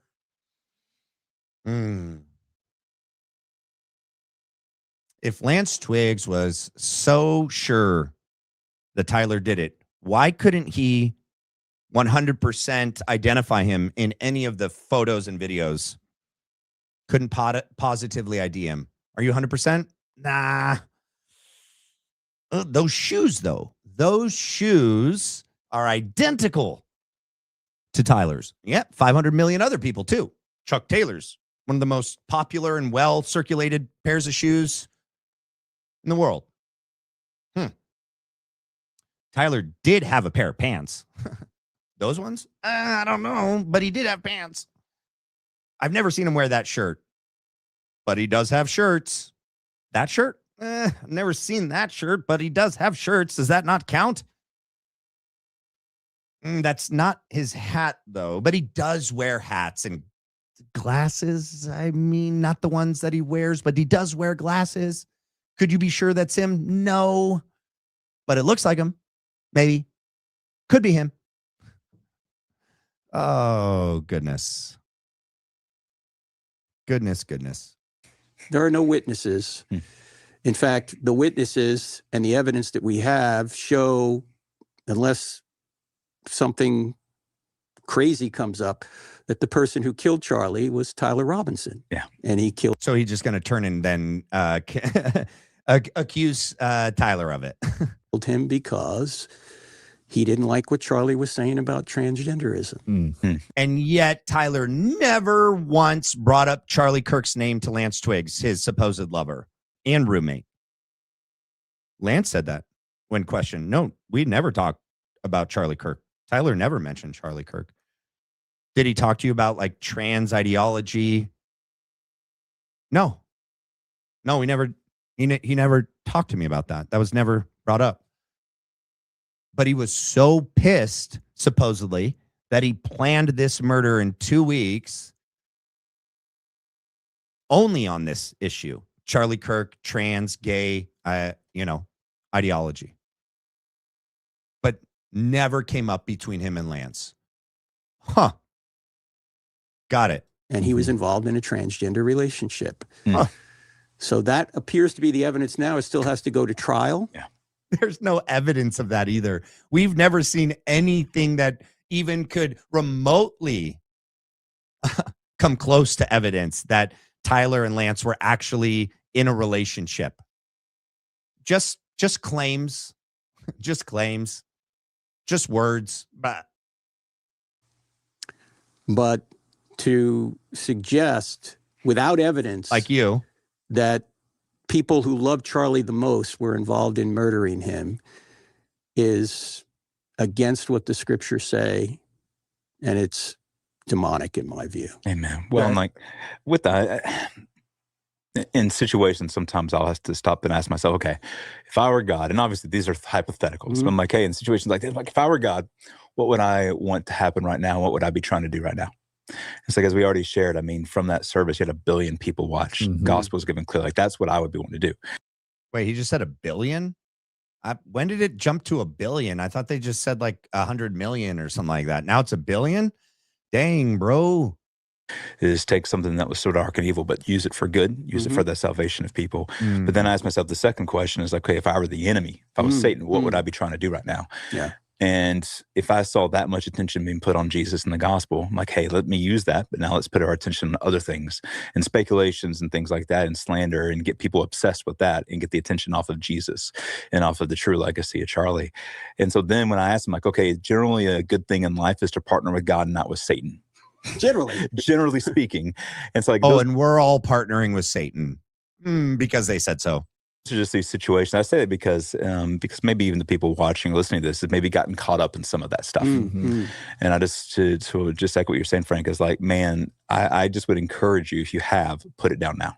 It's like, don't get caught up in that stuff. Stop partnering with what Satan actually wants to use this situation for. And instead, let's get back to what Charlie's true legacy was. And that's his faith in Jesus. And let's partner with what God wants to do from it. Exactly. Yeah, I mean, 2 Timothy 2:16, this is Paul speaking to a younger disciple. All right, let's skip because we're almost done with this. Let's go. At what point does it become godless chatter or irreverent babble?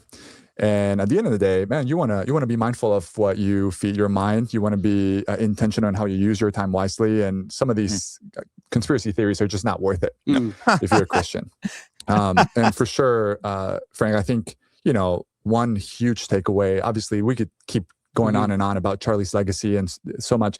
One of the takeaways for us, I think, from Charlie's legacy is that we realize, man, what is often called the quote unquote the culture war can be a platform for the But Charlie loved Israel. I thought he was going to say that. Gospel, not so much a distraction from it. All right. They're done. Now we're going to hop over here. All right. And now we're going to listen to Andrew Wilson. There's some interesting stuff in this, ladies and gentlemen. Buckle up, okay? Andrew Wilson on Joe Rogan, okay? We're going to hop around, but like a lot of it's in the beginning of where I got the clip, and then I'll make sure that we make it to the other part that I have written down, my timestamp, all right? Yeah. All right. And like I said, ladies and gentlemen, get your super chats in and stay all the way to the end. And I'm going to do them at the end today. All right.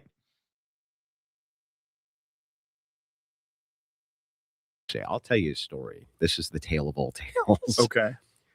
So Charlie Kirk has this huge outreach program that's happening through TPUSA on these college campuses. He's got viral clip after viral clip after viral clip. They are going wild. He's going campus to campus. He's doing his thing. He's being dogged by a progressive organization. This progressive organization shows up at almost all of these TPUSA events with the stated mission of trying to create a counter movement to what TPUSA is doing. Now, the woman who heads this particular organization. You guys know what organization they're talking about, right?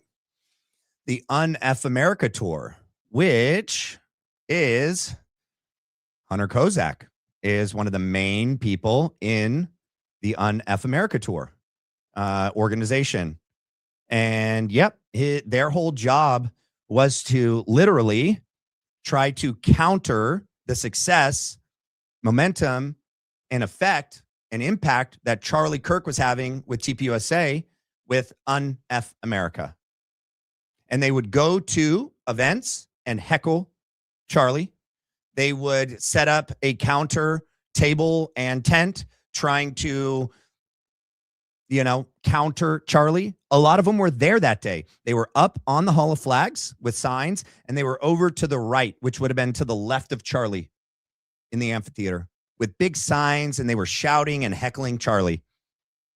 Hunter Kozak was a main figure in this.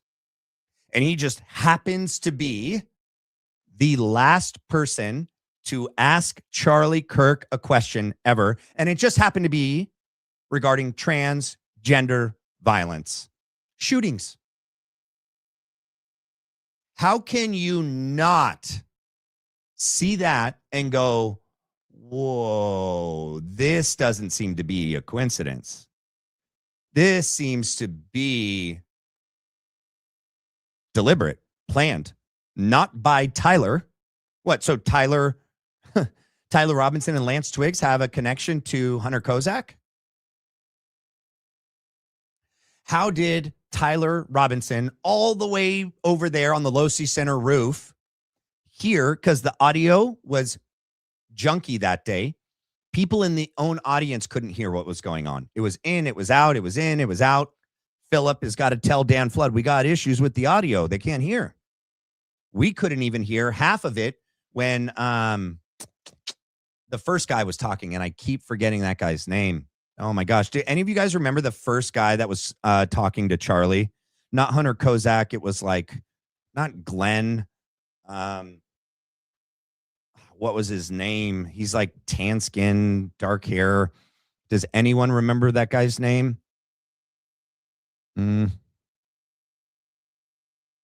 No. Henry Dells. Thank you. Henry Dell. How did Tyler plan it perfectly to be when Hunter Kozak came up? There's no way he would have known that Hunter would have been second. Okay. Guess he could have been looking through the scope, but he wasn't up there long enough to be able to look through the scope and he's looking at Hunter and knowing what part of the question and answering Hunter and Charlie were in, to know exactly when the question comes to take the shot perfectly, counting or not counting gang violence. Bang. To me, and then you have the guy that gets up and chants USA, and then you have, George Zinn. You have all of these, crisis actors, in my opinion, Jeb Jacoby and those other people that gave interviews to local news right after the fact. Charlie was shot in the chest, that there was a concerted, coordinated military / government different branches and departments of our military and our government that were part of this, in my opinion. Received millions of dollars from Act Blue and other progressive organizations for this stated mission. That same woman right this second works with other X accounts to push the messaging that Charlie Kirk was assassinated by his own TPUSA insiders. There is no evidence at all that the Un-F America Tour people are working with all of us. Okay, not true. To push this false narrative, this lie about Erica Kirk and TPUSA. Plus, Candace and Barron and all of us have never said that Erica killed Charlie. We don't know for a fact who killed Charlie. We believe Israel is behind it. We believe that Israel used parts of our military. We believe Mossad and CIA, the FBI, Kash Patel are part of it.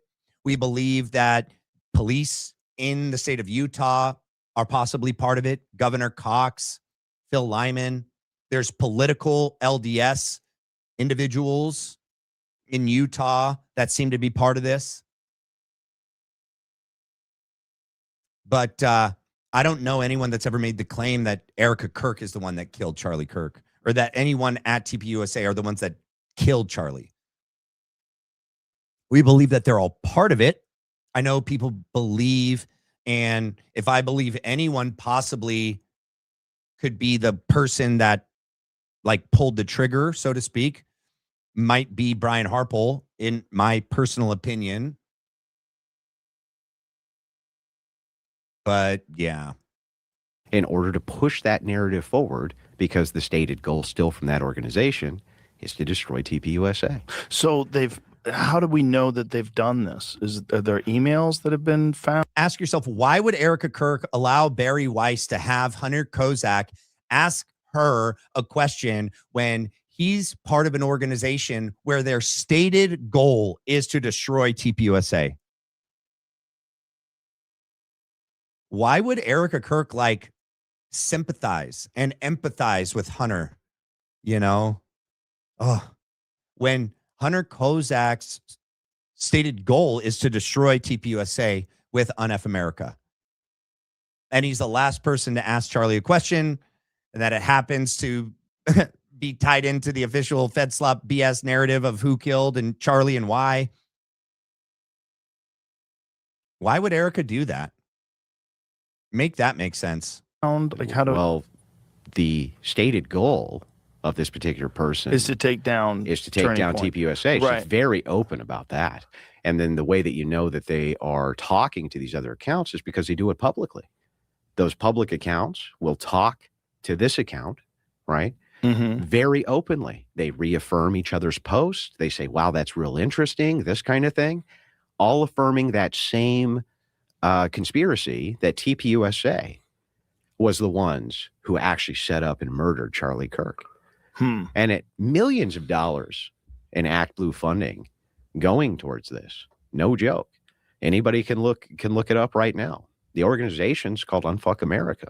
Yeah, can you show us evidence, not just claims? And are you going to say, oh, you could just, yes, that is their stated goal, is to like destroy TPUSA, but can you show us the proof about the funding with Act Blue and UNF, and that it's connected to all of us on social media, that we're all working in concert together? Can you just show evidence? You love the word evidence. Can you show us some evidence, please? So how do they think that his organization did this? That they convinced Tyler Robinson to do it, or did they think someone else did it? I don't think that the progressive organization does believe that TPUSA did this. I think that what they want to do. Oh, no, I understand that. Yeah. But I mean, what are they trying to say? Oh, well, here's what the theory is. Oh, here we go. Take Ian Carroll. Oh. Within 24 hours after Kirk's death, blames Israel. Within 24 hours, he says, Israel killed Kirk. That was his tweet, went mega viral. What the conspiracy is on that side is that Israel, along with Erica Kirk and TPUSA insiders, got together with elements of the U.S. government, yes, to murder Charlie Kirk because he was going to leave the, quote, pro-Israel cause. Well, no, I mean, Charlie said he was leaving the pro-Israel cause. We like have his text. Like he said that. You know, lost another $2 million today from a Jewish donor. These Jewish donors play into all the stereotypes. I cannot and will not be bullied like this, leaving me no choice but to leave the pro-Israel cause. All because I want to have Tucker on and Candace on. Yeah. So Charlie said it, right? So that's not some, claim. That's just telling you what Charlie said himself.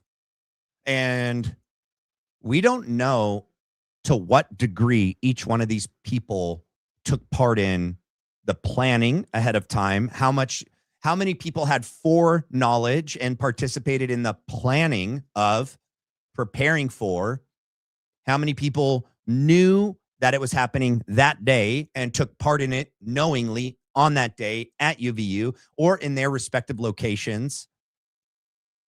How many people have been grafted in after the fact and are participating in the cover-up? How much is compartmentalized? Need to know that they maybe thought they were participating in something else and they played some limited role in this, but thought it was something else. We don't know that. I don't know anyone that's made the claim that they know for a fact all of these details.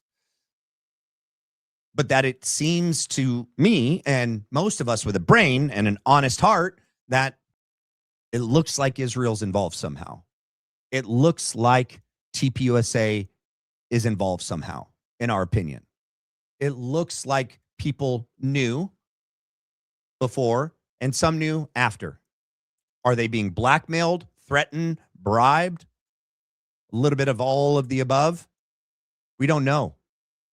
But the more we ask questions and we get answers and we dig, it doesn't seem that when new information comes in that it contradicts that. It seems to shore that up.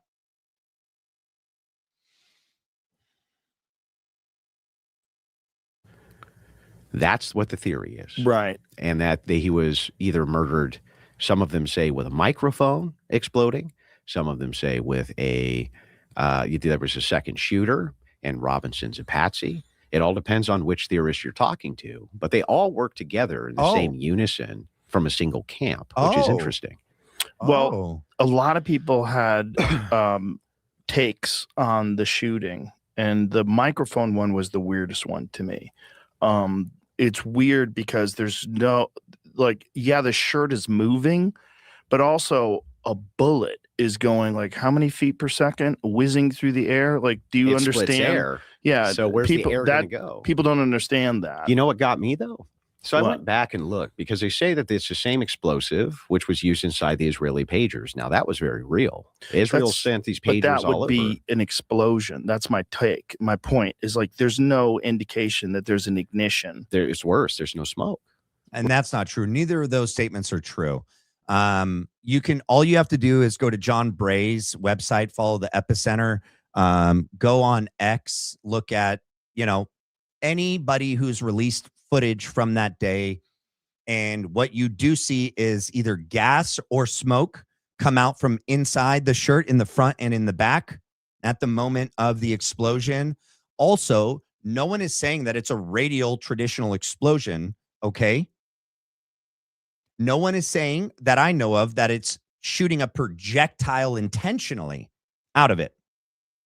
The claim is that it's a shape charge, right? And that as it melts the copper or metal that's inside that cone that directs it, that melted metal will basically just bore a hole through Charlie that would simulate and look like a 30-06 wound. Not shooting a projectile.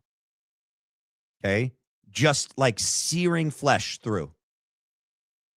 But in the mechanics or in how it was placed, there was a malfunction. Things went awry. What was supposed to happen didn't happen, obviously. And obviously, it was supposed to be a chest wound. Listen to the people that came out immediately and were like, it's a chest. We saw him. He was shot in the chest. That was supposed to be the narrative. It was supposed to go hand in hand with Tyler Robinson, lone gunman, 30-06 on the roof, shoots him in the chest. And then they were supposed to get their hands on Tyler and take him out like they did Lee Harvey so that none would be the wiser. No trial, no conspiracies. Nice bow. But it didn't go that way. Something went wrong. We didn't see a chest wound. Okay? We see the shirt move first. Explain that with any bullet and cavitation. No wound and the shirt moves.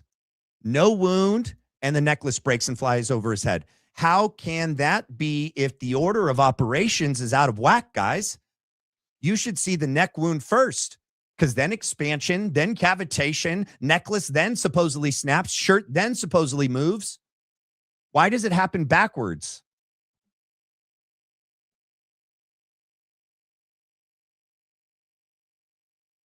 Whatever the malfunction that happened that day with the road mic is why the narrative went wrong immediately. It's also why what we see happen in Charlie's neck was not the intention. And it seems to be created by the battery that was inside the road mic by accident. Okay? And it did have a line of sight. We do see a weirdly shaped wound appear after the necklace, after the shirt. We see the road mic separate from the magnet on the shirt, move across the body, the circuit board lift up on the shirt lifts up above Charlie, up to his cheek, and as it recedes, then we see the wound. No blood, not immediately, just a wound. No high velocity blood spatter like from a, 30-06 subsonic round. No exit wound. A delay. A weird shaped wound. A delay. Then Charlie gets pushed over by Dan Flood. The blood that's building up behind that battery becomes greater. And then when Dan pushes him over, gravity and the pressure push the battery out, in my opinion. And you can see it fall out. A black object that has right angles, and it's like a rectangle, the exact same size as the battery inside the road mic. And then the blood just pours out. No spurting, not from the heart beating and squirting out from the carotid. Blood draining from the brain, the jugular. When that happened, everything had to be pivoted. What they were going to say on who, how he was killed. Neck of steel, Superman neck, modern day miracle, no exit wound. We found the bullet just beneath the skin.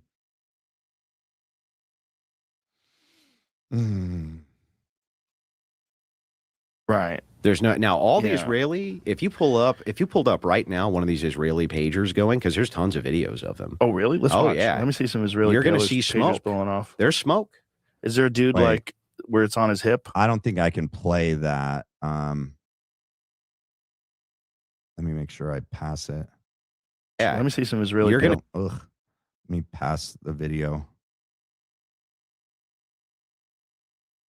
from Right, this but is it explosive. possible that this pager thing is different than whatever they think this microphone thing is? This microphone thing has some sort of a different kind of propellant. Yeah, But then they- again, you'd have to okay, let's imagine what kind of propellant exists, right? Compressed air. No, There's not enough room that's not in what that we think. microphone to get enough compressed air to blow a hole in your neck and kill you instantly, Well, they claim that it's something else. It's this, what is it, PETN Yep. explosive. Petin. This is the particular type that had to be used for the size of the microphone. But you have another problem. The mic's on the wrong side of where Mhm. the wound is. right. The other is there's no burn marks. There's no smoke. Well, that's not true. Okay. So there is smoke. And when Charlie's shirt is lifted up, and we can see in some of the high quality photos, there are lots of burn marks. And Charlie's arms seem to have sustained burns and singeing on them as well.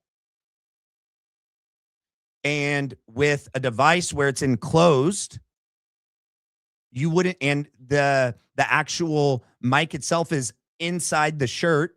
It's on the inside. You're not going to see a massive ignition, light explosion.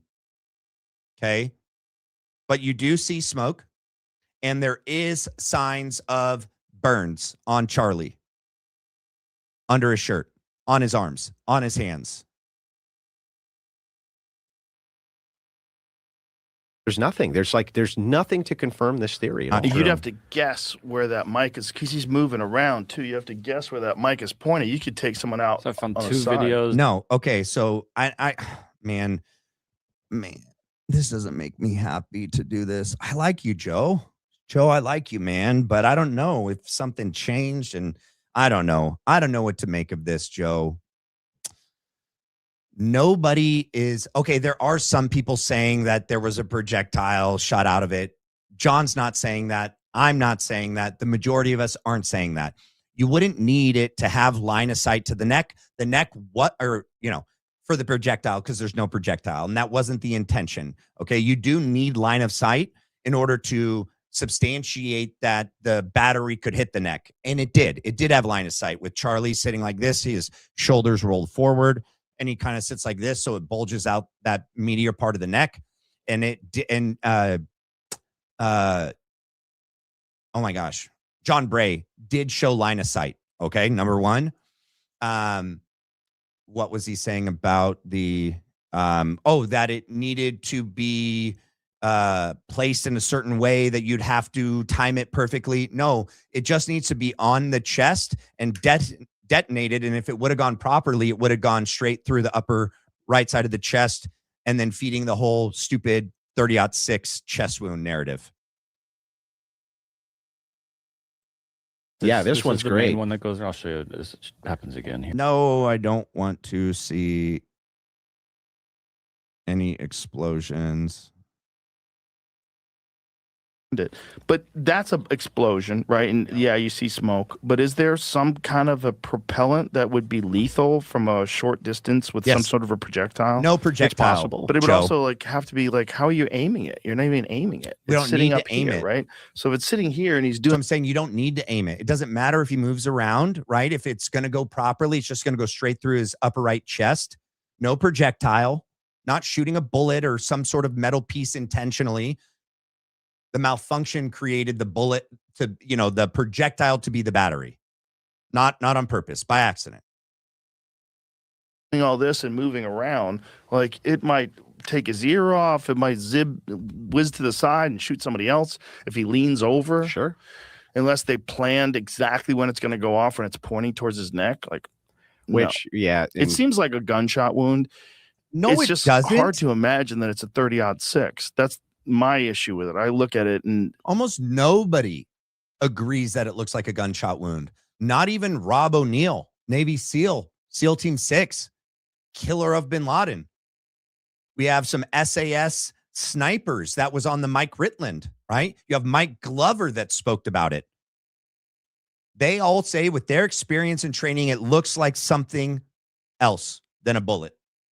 The wound doesn't behave, look like, or act like a high velocity rifle round entry wound or exit wound for that matter.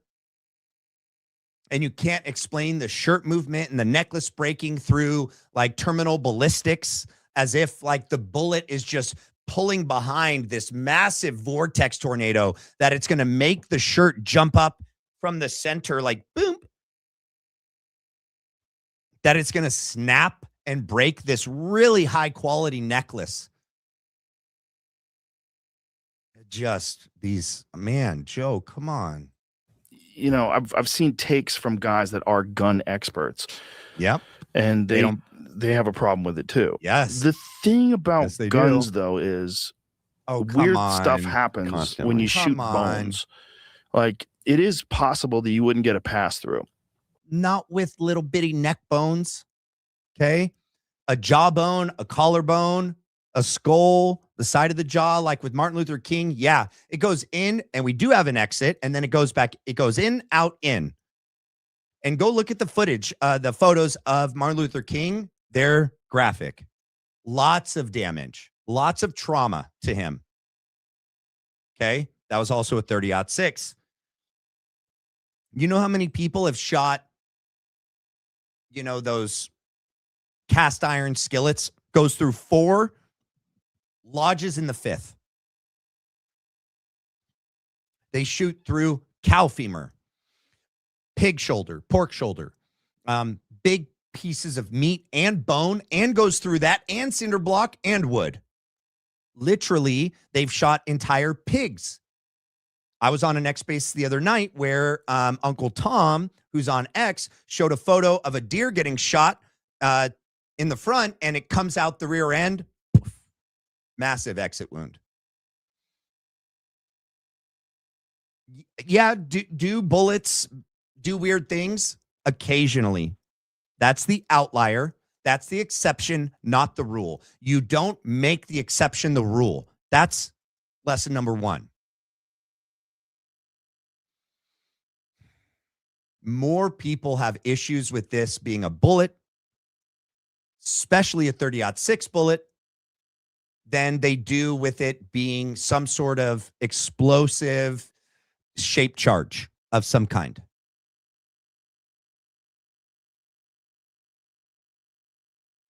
Depending on how it squared the spinal column, depending on how it hit, and depending on what kind of bullet it is. I forget the type. These are 150 grain core lock soft tips. That's right. And they're soft tip. Right. So they only have enough of a jacket to keep the bullet together. Right. The idea is that it expands inside the body, causing massive trauma. Right.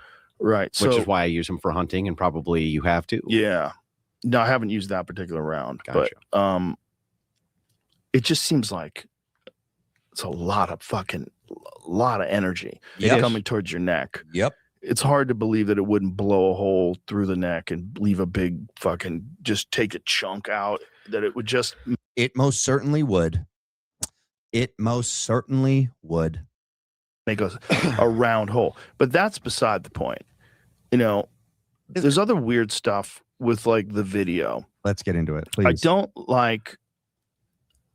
There's a lot of people saying that the video is super clear.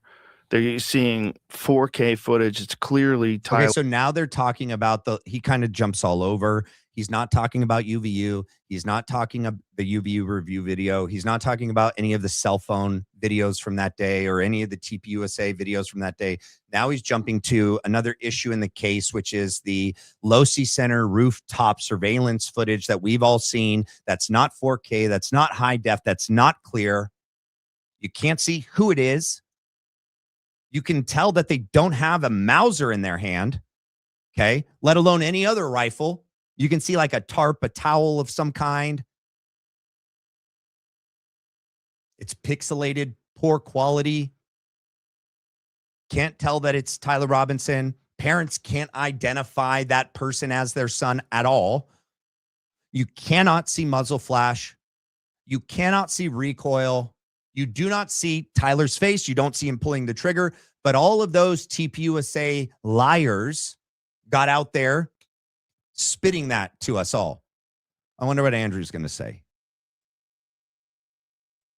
Robinson on the roof. No, it's not. Jack Prosobic and Benny Johnson. That's crazy that they said that. That is not clear. That is a blurry figure. You could barely ascertain as to whether or not there's a recoil when someone takes the shot. So it does seem like the guy on the roof gets in a prone position, and it looks like something that might be a rifle, right? It's blurry as fuck. It also does look like there's kickback on the right leg. It looks like there might be some recoil. No. It's hard, but it's not clear. Like for them to say, Andrew, you're going to talk smack on your coworkers. You work for TPUSA. Jack Posobiec and Benny Johnson, Graham Allen, Brandon Tatum. Now you come out and you're going to call them liars that they over sensationalized this, that they just exaggerated a little bit. I've watched that video so many times. I don't know what people are talking about when they say that you could kind of see a little bit of recoil in this little bit of this one frame where it looks like he maybe moved his foot. Could he have just moved his foot? You're saying recoil, but could he have just moved his foot? Could he have just like moved his elbow? You know, he's laying on the rocks. Maybe it was pushing into his funny bone and it didn't feel good. Maybe it was digging into his hip or his knee and he just had to move a little bit. I don't even see the movement you talk about, but to attribute it to recoil when we can't even ascertain if there's even a gun on the roof. And you even said it. Doesn't look like a gun. Looks like something, a towel, a blanket, a tarp. No gun, no recoil. it's crystal clear. It's Tyler Robinson. It's on the roof. It's like, well, it's interesting when Prosobic came out and said that, and Benny Johnson, there was another guy who was there who I know. His name's Kai Schwimmer. Oh, and because Guy Schwimmer is a Mormon, oh, he just is the most honest person. Oh, because no Mormon has ever lied, right? Like Phil Lyman, right? Hunter Kozak, Mitt Romney. Never lied, huh? Okay. And Kai put out a tweet. He said, look, they might have sensationalized this just a bit. You don't say. He said, but the video that we did see in the courtroom was actually much clearer. Oh, okay. So I DM'd him, and I DM'd Jack Prosobic. And I I couldn't get a hold of Benny, but I DM'd Jack Prosobic, and I said, just be straight with me. Like, did you try to over-sensationalize this thing for clicks? Like, what's the deal? He said, no, listen. The footage we did see inside the courtroom was actually a lot clearer than anything that the public has seen so far. Brandy and Billy, I think it's Billy Webb and Brandy Siciliani, were inside the courtroom and said, no, not at all. And I don't know that Andrew knows that Andrew Colvett and Blake Neff have already shifted the goalpost a couple weeks ago when they said there's actually another video. That the video when they say crystal clear, high def 4K is actually not that same surveillance camera that's on that building behind the Losi Center. They're saying there's actually a separate camera on a different view with a higher quality lens. That's the one that they're saying actually that they're talking about, which is not true. Because we've seen other people break down the in-court portion where they don't show it on TV, but they're showing it on the prosecutors and defense's laptops. And we know what exhibit number it is. It's like 12.1 or 12.2. And we can see it when they play it. It's that same angle. It's the same Losi Center rooftop video. There's not another one.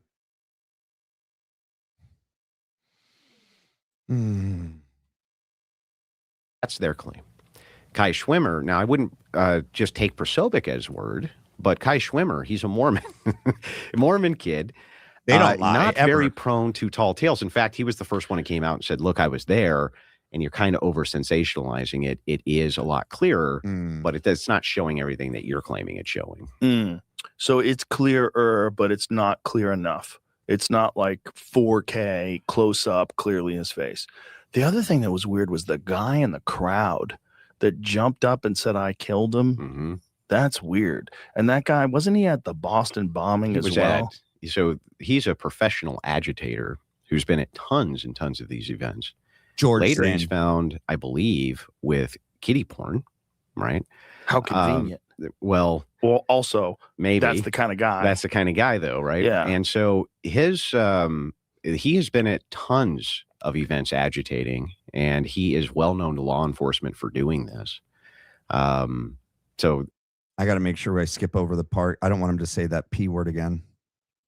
Like MK Ultra is real. Also, that guy might just have been a kook who's in the crowd who took advantage of a situation because he's literally insane and he's in the kiddie pool. Yeah, but don't say there's no doubt. One of the biggest kind of false narratives that comes out of this, and when I do debates, one of the things I'm trying to structure around is like, I know that we're coming in with a narrative, but I need to understand yours and you need to understand mine so we can get somewhere towards what the truth is here, right?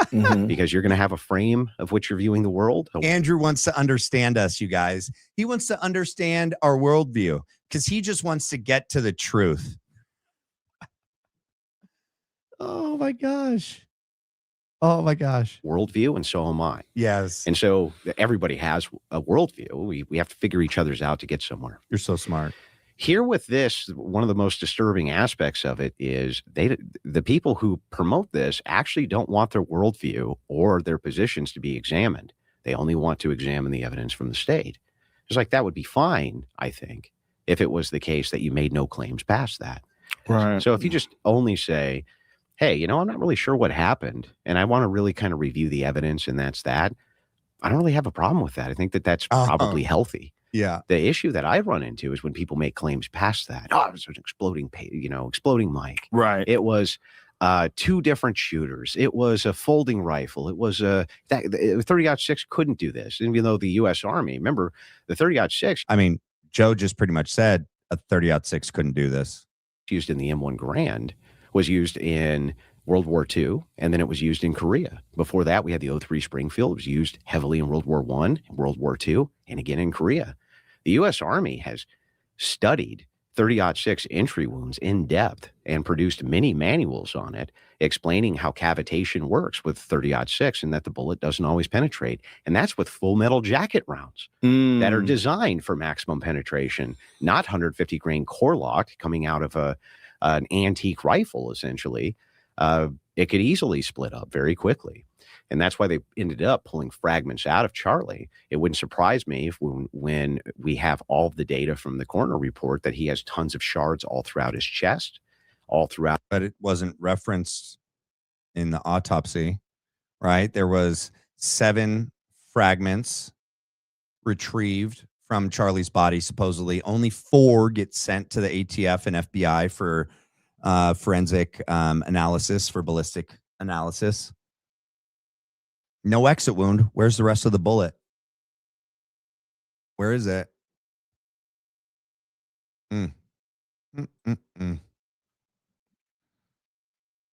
Andrew would have you believe he's some like masculine, archetype man, that just hunts and knows all of this because he's just such an avid hunter and, sportsman and gamesman. But he couldn't open a freaking jar of pickles. Not that that means he's not a hunter, but I'm just saying, you always say, you got to listen to the experts, right? Like we should be listening to Matt Tardio because he's an expert on this. So you're an expert on all of this now, all of a sudden there, Andrew? Give me a break. Out his entire, because they were saying that there's trauma inside the chest, which would make sense if the bullet split up here. Right. It would create all sorts of fragments down in the chest. It would, yeah, if that happened, but that's not the trauma that's explained in the autopsy. It's almost like some sort of explosion happened and like just destroyed internal organs, massive parts of his spine, just disintegrated his insides to some degree. But so much trauma from such a powerful round, but the bullet just goes inside and just bounces around like a pinball machine, fragments into, however many pieces. You're saying probably more than 7, I'm guessing. And then all of those like shooting stars on the inside of Charlie's body does all this damage, but it was never enough force for any of those fragments to leave Charlie's body. It just, his skin was just so strong, right? And I forget who else said that his skin was like a trampoline. I think it was Tim Pool, right? That Charlie's like skin, like trampolined the bullet in, right? It like pushed up against the back, and then the Charlie's skin was just like, no, you don't. Not today, Satan. Dude, these. Right. That is an important distinction about the type of bullet. Huge distinction. The FMJ especially. The FMJ. Because that's what the Army was using, is FMJ ball ammunition. It's cheap to produce. Full metal jacket. So they're using it in all these different wars. And the amount of people shot with that caliber between World War I, II, and Korea is astronomical. They even used the 30-06 in Vietnam in limited capacity, especially the 03 Springfield. It was still in service by special forces. Wow. So the question becomes like, okay, you did some research. You Googled some stuff before you came on the show. You spoke with Graham Allen and Gary Melton, and they prepped you for the ballistics of aspect of this. Okay. They think the sound indicated that it was a closer shot than where it was. And I've heard a lot of people say, well, there's also an issue with it being supersonic ammo. So you're getting 2 sounds. You're getting a sound of the bullet actually breaking the air. You're also getting the sound of the that'd be the mock cone rifle going off. I don't understand it. Yeah, it's difficult there when you're making the judgments on the sound, because there are people who have run experiments saying right down to the second this meets up with a shot placement. No, it doesn't. And then there's people who say, no, there's, that experiment is bogus due to the controls for this or that. The problem is that most of these people don't have any expertise in this arena at all. They're just yapping. And they're just, exactly. Yeah. Except for all the people that we listen to and we watch actually do have a significant amount of expertise in this. Okay. John Bray, right? You have Mike Glover, Mike Ritland, Rob O'Neill, and there's some other, what was it? Christensen, that guy. He's like Dr. Christensen or something, or Mortensen. Who else? There's a lot. Okay. They're just trying to, and I get it. You're trying to figure it out. I understand. The shame on Israel us. thing, there was some text messages back and forth where Charlie was talking about getting out of the Israel business. Sure was. And there was this position that he had where he did not want us to go to war with Iran. 100%. And he had a lot of influence. Dang. So Andrew finally admits that those statements are true, that Charlie was leaving the pro-Israel cause and that Charlie was against the war in total with Iran. All right. We got it. And then there was also that Israel supposedly had offered him $150 million to be more pro-Israel. That BB is the problem that we've run into. It's like, I've never been able to verify that was the case. And so where does that claim come from? This claim basically comes from this camp without anything to substantiate it. So it's the same people that are pushing this thing. The Turning Point killed them. What's interesting about this is, like, it is indeed true. It does appear that Charlie Kirk was extremely pissed off. Came from Andrew Colvett, by the way, the 150, 180, 120 million, whatever the number is, was confirmed by Andrew. So that's been confirmed that BB did offer that money to take TPUSA to the next level. Not Israel, BB. Some of his donors, because they were trying to control who he was platforming. That's true. They were upset that he had platformed Tucker Carlson. True. They were upset that he had platformed Candace Owens. True. They were upset. And why? Well, it's because Tucker Carlson, Candace Owens, they were very anti, or at least had a somewhat anti-Israel message at the time. Carlson, I think, a bit more than Candace, or maybe it could be the reverse. But I don't think that matters too much. The donors were pissed off. Many of them were pro-Israel. And some of these donors were applying pressure. And so Kirk was lamenting inside of his text messages about this pressure he was experiencing. And on his shows, we've played those clips, multiple shows where he was lamenting about this pressure. He did a full show with Megyn Kelly the week before his assassination, was very clear on that. We have multiple different pieces of data to substantiate this. From some of his donors about who he could or couldn't platform. And so as a negotiating piece, he said, well, I'll leave the pro-Israeli cause if you're going to try to tell me who I can and can't platform. No, that's a spin, you spin doctor. It wasn't a negotiation tactic, right? That if you do this, then I'll do this. That's not at all what happened.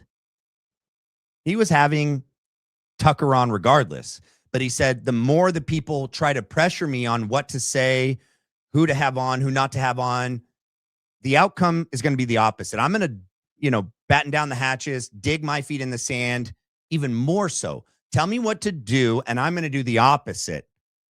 Okay?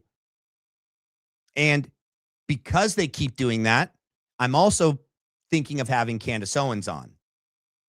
And then Andrew goes, not a good idea, and Charlie. Andrew Colvett says, not a good idea, Charlie.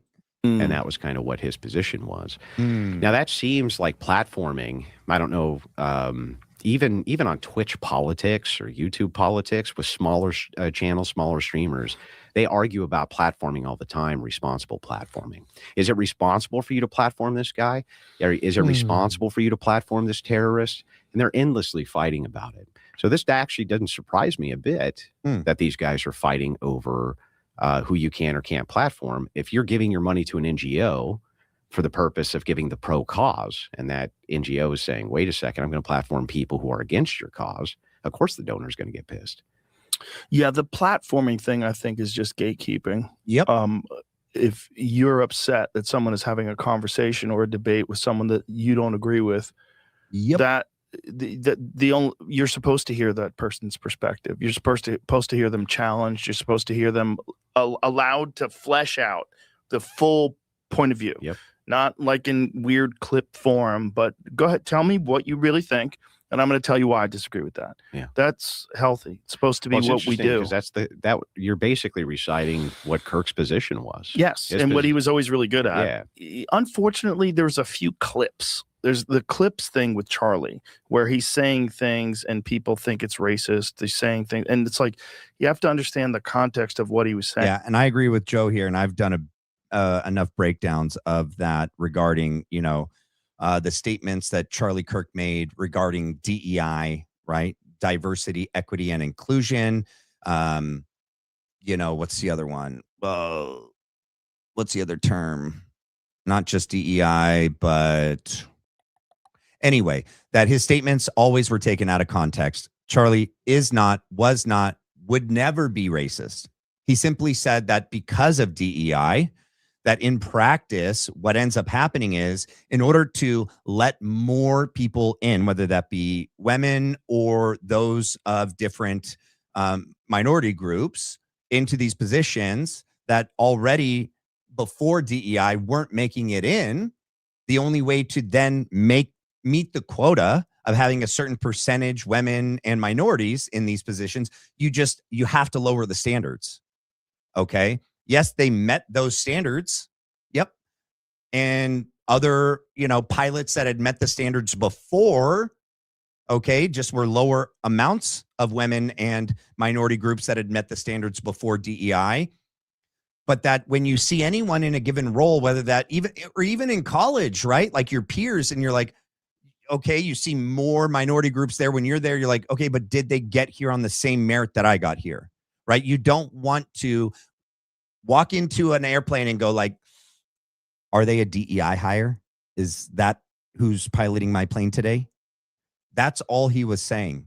That DEI in practice is against meritocracy, right? That it's not just the best people make it to those positions, because DEI is ensuring that regardless of, the best or the worst, people are being given positions after the standards are lowered so that more people of minority groups can make it in. That's all Charlie ever said on that. Okay. He was practicing. I mean, I talked to Taryn about it when he was practicing for John Wick. I mean, he was obsessive.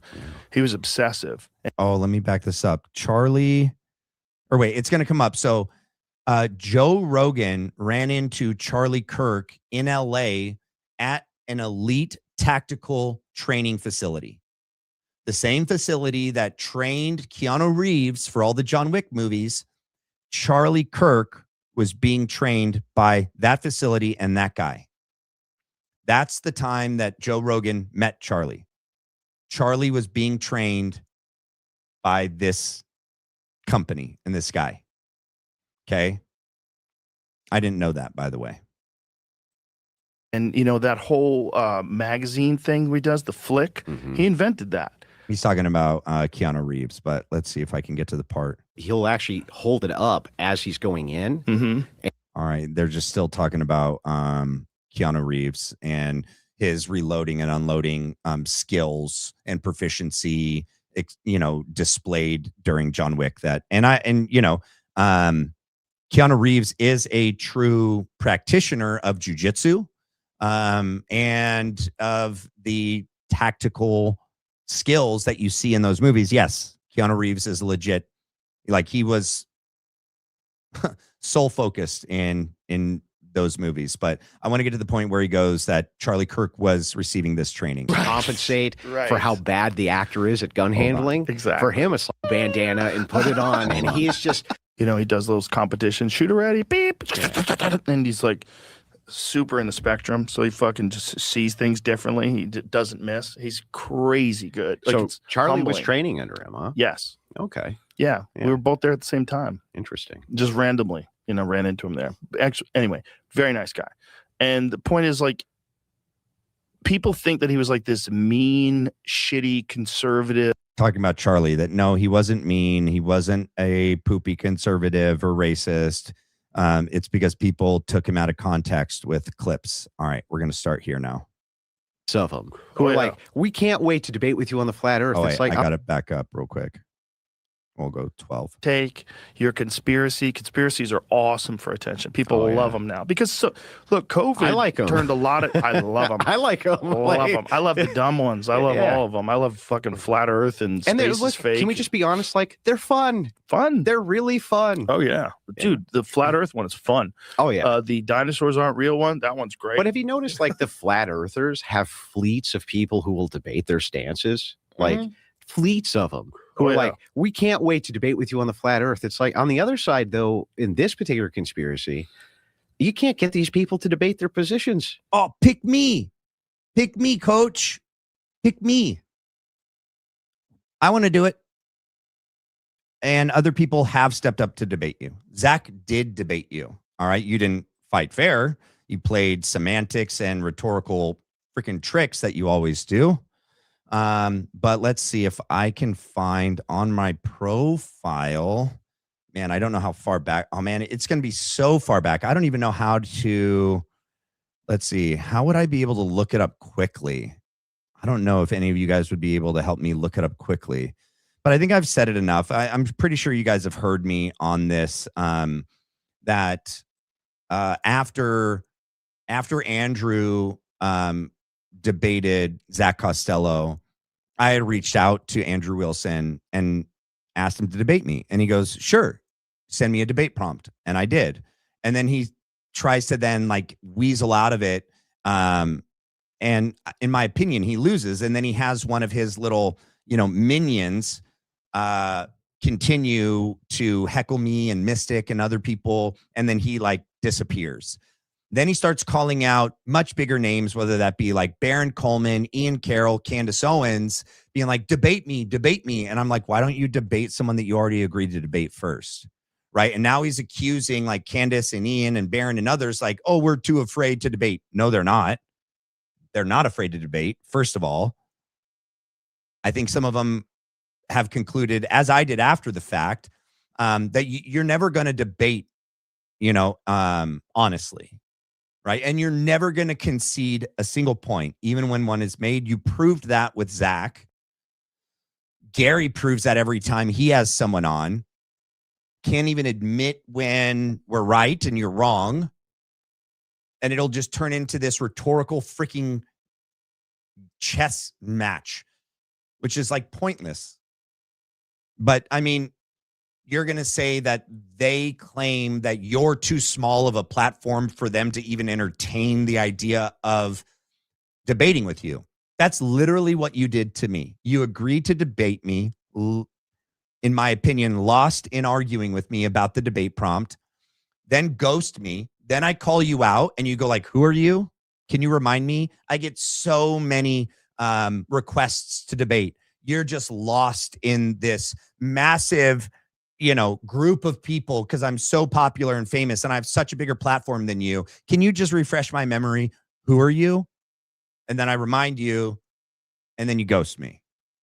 So, a man is only as good as his word. You agreed to debate me and you just can't do that. But now you've moved on to bigger and better things and you want to heckle, Ian Carroll or Baron or Candace. How about you just, and I'm not the only one. You agreed to debate other people that are, small timer, humble little platforms, or some even don't even have platforms. They're just either on X. You agree to debate and you can't even debate them. How about you follow through with those, you gave people your word first before you try to move on to someone else. Like who won't debate their positions? We offered Candace Owens. I offered her $300,000 to do a debate. Not about the I was money. like, we'll give you $300,000. What is her position? What does she think happened? She thinks that Israel worked in conjunction with TPUSA and Erica Kirk to murder Charlie. Sort of. It looks like that there's more evidence. And I spoke about this on an X Space. Even if it's circumstantial, it seems that there's definitely more that points to a bigger conspiracy with multiple governments, ours and Israel's included, multiple intelligence agencies, the CIA and the Mossad, and then like the FBI factions of our military, people in this administration, and then down to the state level, whether that be, in Utah or Arizona. Also, Tennessee's involved and Delaware's involved because the AES plant that got exploded, that was, that filled this government contract for micro shape charges, right? Pete Hegseth looks to be involved, in my opinion.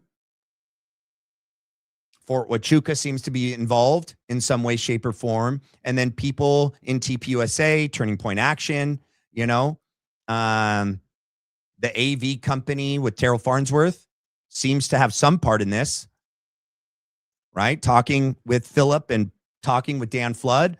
Why would Dan Flood have anything to do with the feedback issues? Why would he call over Brian Harpole to resolve the feedback issues? Why would Brian Harpole go digging in his pocket to undo something to fix the feedback issues? Why would Terrell run and then record himself? Charlie's dead. Charlie's dead. They killed Charlie.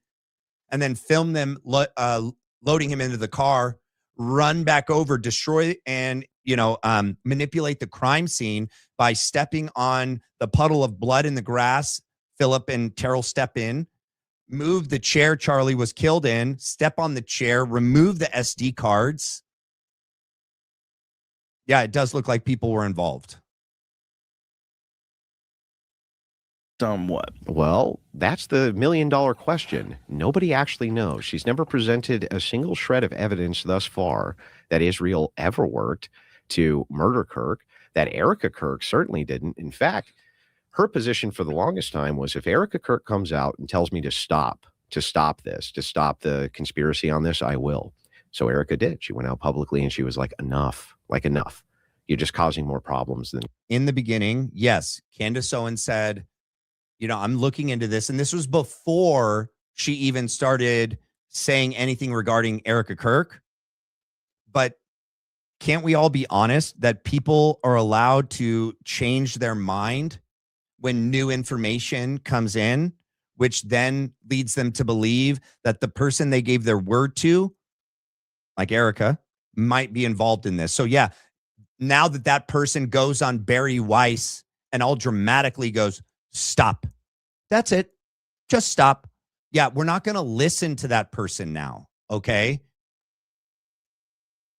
We're not going to listen to Erica Kirk now that it looks like she's somewhat involved somehow, in our opinion, in my opinion. Good here as this investigation's going on. And then suddenly Erica's now part of the conspiracy.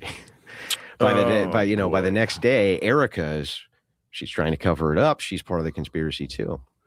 When I went to the TPUSA HQ and I talked to Erica briefly while I was there, the first thing I did was what I think every normal, moral human being would ever do. All right. He's going to use her as an emotional asset right now.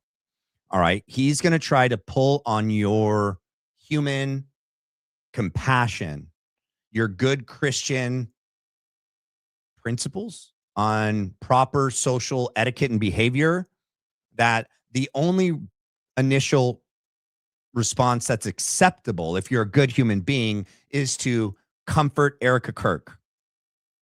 And though I would have agreed with that in the beginning, which all of us did do, I didn't see her personally in person, but I would have done that in person initially. But every time she got out in front of a camera, it gave us all the ick. It made us all like go, what are we looking at here? Recording a video of you inside the casket, open casket, super bizarre, and then posting it on social media, going on the Charlie Kirk show, dangling the necklace like some sort of, what did we call it? Artifact, which doesn't even look like the real necklace because it had 3 charms. Charlie was wearing just the cross that day. Not praying before the camera comes on, praying once the camera started for the public to see. Touching the chair, saying things like, this chair. Forgiving Tyler Robinson in front of hundreds of thousands of people 11 days after. Zoom call, work recordings, just the most bizarre behavior from a widow. Everyone grieves differently. Got it. Some people don't grieve at all. She doesn't know that there's 5 stages to grief. She says there's 7. She can't relate to C.S. Lewis's book, A Grief Observed, regarding him losing his wife. She's lied. She lied about the neck of steel. She lied about the alibi. Gave Gary, through Andrew, a BS fake AI photo for the wrong day, for the wrong time, not with her kids. Can't give an actual alibi as to where she was, what she was doing the day of the assassination, let alone the night before. Lying about Charlie, whether he supported or opposed the war, whether he was leaving or staying in the pro-Israel cause, whether he was still a supporter of Thomas Massey. You know, these are the issues, guys. I gave her a hug. And I told her how god-awful sorry I was that happened to her. Like, could you even imagine how that's got to feel for her? Especially now that she has tens of thousands of people accusing her of murder. Just feel guilty. You just need to feel bad. Give her sympathy. Give her empathy. Give her compassion, grace. Give her space. Back off. Aren't you a good person? Aren't you a Christian? Are you not a human being? Do you not have feelings? Murdering and conspiring to murder and then cover up what happened to her own. I mean, that's like mind-boggling psychological torture on a level that I've never seen. Bro. Yeah, and hindsight is 20/20, but given the reaction, I think it probably would have been better for her to like lay low for a little while. 1000%. Oh, you agree? Why don't you advise her, Andrew? Tell her to go away. Lay low. Going out with the sparklers was not a great idea. Nope. Like all that was not a great idea because it just seemed insane.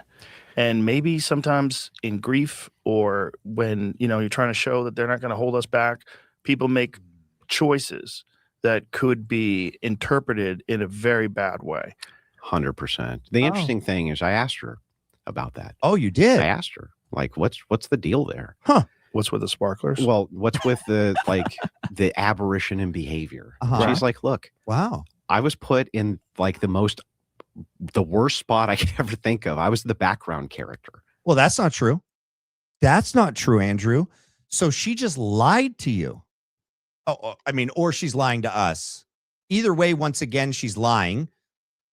All right. She wasn't, by her own admission, she wasn't a background character. Charlie was having her come into the office every day, and he was transferring and transmuting and training and equipping Erica for this role. He was writing in his journals the roadmap to success for Erica.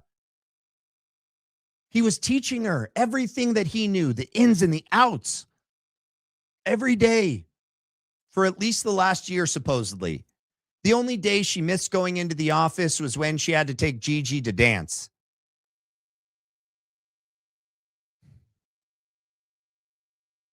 I was just there to support my husband. That's it. Lied. The only reason I even really got involved is because Charlie was so pro-marriage, and he wanted to demonstrate to the world you can be married and have kids. This is supposedly coming straight from Erica to Andrew when Andrew asked her. This is supposedly, we can be quoting Erica right now. He's quoting Erica right now from the conversation that Andrew said he had with Erica. And this is the good life. So when he dies, she takes over. Right? This moves over to her control. She says, well, the first thing I want to do is honor his last book. That's the very first thing I want to do. Yeah. I want to honor his legacy. Yeah. And she's like, I don't know exactly how to take this position. At the same time, there's expectations for the organization my husband built that I want to honor. Right.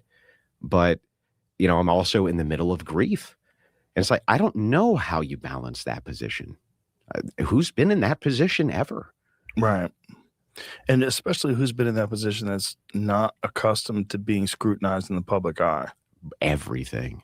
And it's the lack of charitability that's so bad. Oh, stop. You're not charitable. She's used to being in the public eye. Have you not forgotten all of her previous, roles? November Renaissance, CIA, EMPs, Amazing Race Audition. What is it? Summer Nights, dating show. She did some sort of like pop culture show, like Entertainment Tonight. She wanted to make it in Hollywood. Her uncle was trying to get her, roles. And then all of her pageantry days. Bad too. Like, let me give you an example. If you say, Paul's so lazy, he never gets to work on time. All right. That's pretty much it from him. And I got to be able to get through this so that I can come back for tonight's show. So let's get to all your super chats. Thank you guys for hanging in there all the way to the end. And I'm not going to be able to play a Charlie Kirk clip at the end right now. I'm going to be doing that after tonight's show, but I want to get through everyone's super chats. Okay. And if you have any more you want to get in, go ahead and get them in. Julia Pierce said, sending love to you and your family and the crew. Thank you so much, Julia. Jeez, this mouse. Thank you for the corgis. Bane. Huh. Interesting. I wonder if I know who you are. Tamara, totally up to you. I prefer at the end. Oh, for the super chats. Thank you. I think that's how we'll do it. A Barnes, how long did you serve in the military? Like 5.5, 6 years. December 05 to 2011. Why? Did you know me? A Barnes, Frank visited my church. I'm all over the Charlie Kirk, MK Ultra PSYOP, and AKA Trump war.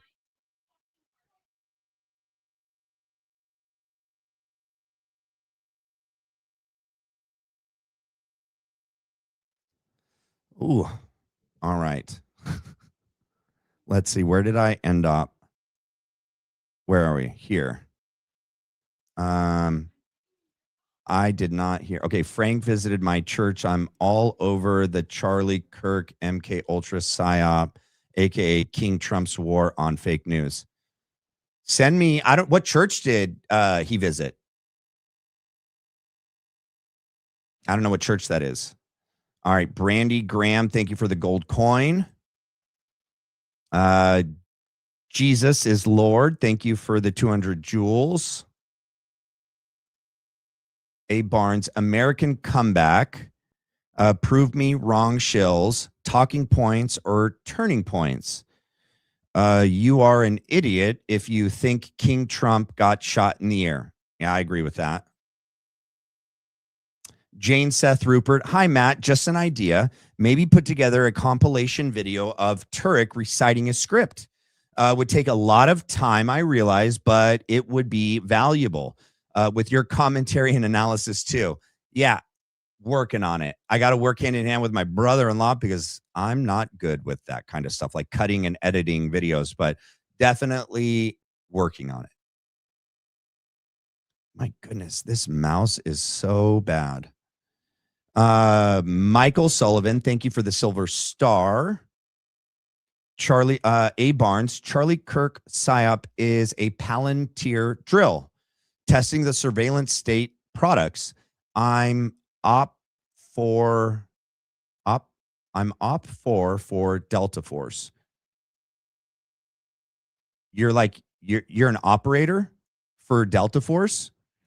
Email me. That'd be great. Please email me at theblacklinebrief@gmail.com.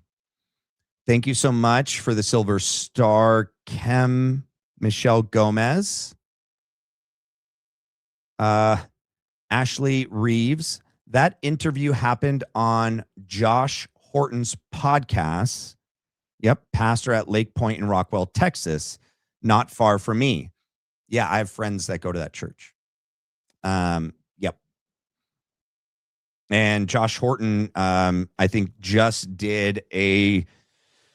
he just went on Sean Ryan, actually.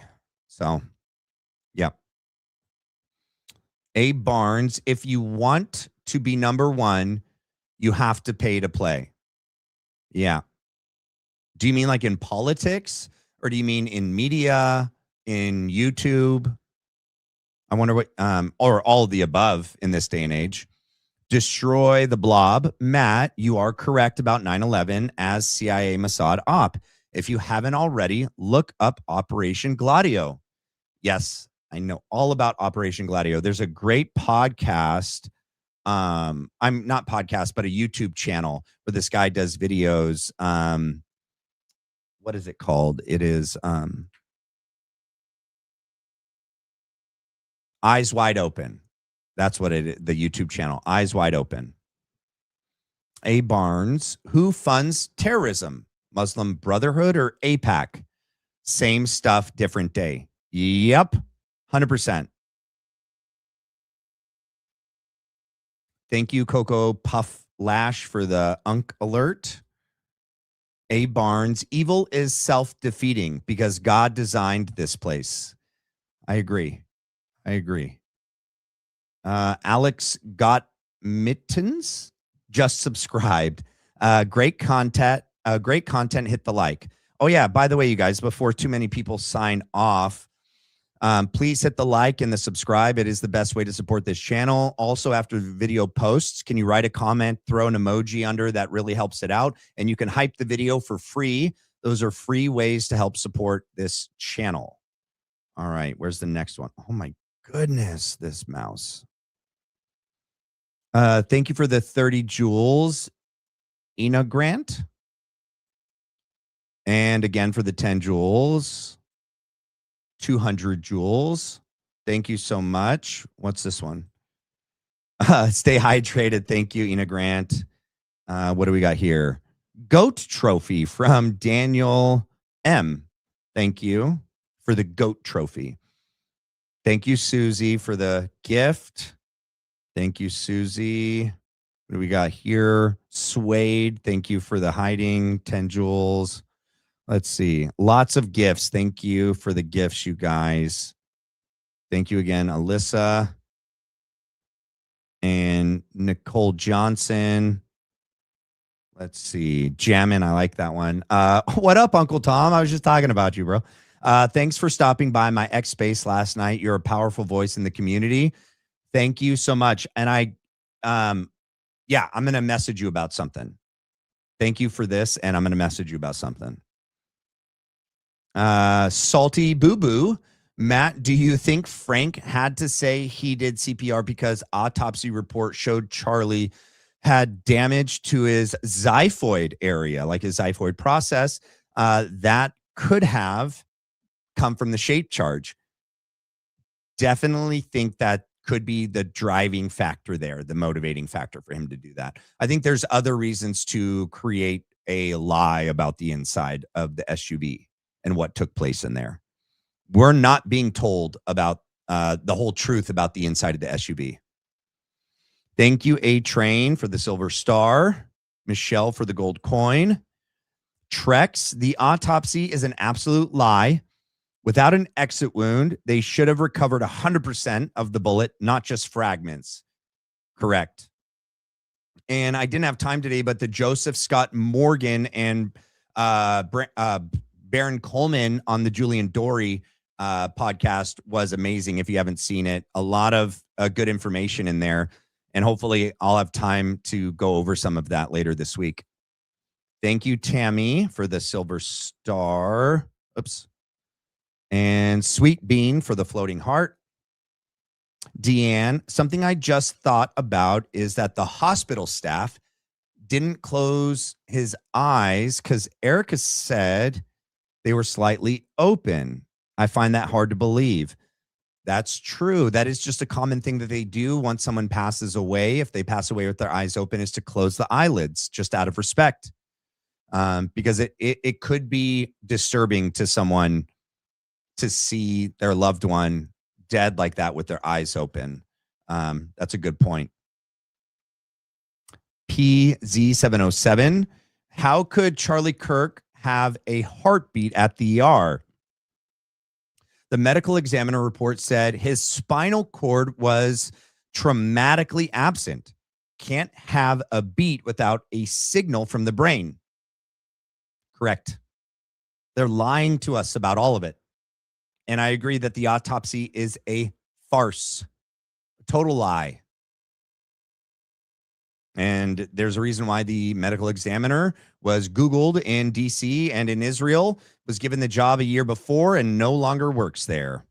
Thank you for the gold coin. Christy Miller. Hey, did you ever meet David Miller at Goodfellow? Who's David Miller? Is that your husband? Was he aircraft rescue firefighter? This is back in 2006 when I was there, because I was in boot camp December to March, because it's 3 months. Then you graduate, you get like 10 to 14 days leave. Then you go to, for me, I went to MCT, which is like 21 combat training days. I got, after MCT graduation, I got the night off and then went to Goodfellow Air Force Base in San Angelo, Texas the next day. Wait, no, was I there then? So March, the MCT, that puts me like April or May-ish timeframe. And then I went to, Goodfellow, so like May, June, and was there through August of 2006. Was he an instructor through aircraft rescue firefighting at the schoolhouse? Let me know. Was it Staff Sergeant Miller? I do remember a Staff Sergeant or Sergeant Miller. That is beginning to ring a bell. Let me know, Christy. Vicky Graham. I think this is same church as pastor that EK was fawning over at recent Make Heaven Crowded tour. Well, the most recent one was in Seattle. The one before that was in like the southern, like this Baptist one, this big one. I don't know that she did a Make Heaven Crowded event at Lakewood or Lake Point. Maybe. Thank you for the super chat, Vicky. UFO. I didn't know who this guy was. It said, wait, it is sad Joe hosted him. It must be a large payday. He lies through his stained teeth. Candace Owens will destroy him. Yeah, you mean Andrew Wilson? Yeah, I mean, he was he's not big, but I mean he's bigger than me. He would go on this show called the Whatever Podcast with Brian something, I don't know his last name, and would host like OnlyFans girls, liberal women, and kind of destroy their worldview. He would debate feminists, leftists on the Whatever Podcast. He did other debates too. He does debating. But yeah, it's like this subculture that like if people aren't exposed to it, you wouldn't know who Andrew Wilson is. Stephen Dickinson. Hi, Matt. Top work. Keep it up. Thank you. And thank you, Anita, for the gift. The Tiffinator. Thank you for the silver star. My life is like a fart. Thank you for the 200 joules. Monica Solar. Thank you for the jammin' gift. All right, you guys, I got to wrap things up because I need to eat and take a little break before tonight's show with Stu Peters and Matthew Tuzzarone. Please, if you haven't done so, like I said, hit the like, hit the subscribe, write a comment for me, hit the hype points for free. And then, I love you guys. Thank you guys. God bless. I'll see you guys back here in a couple hours. Take care.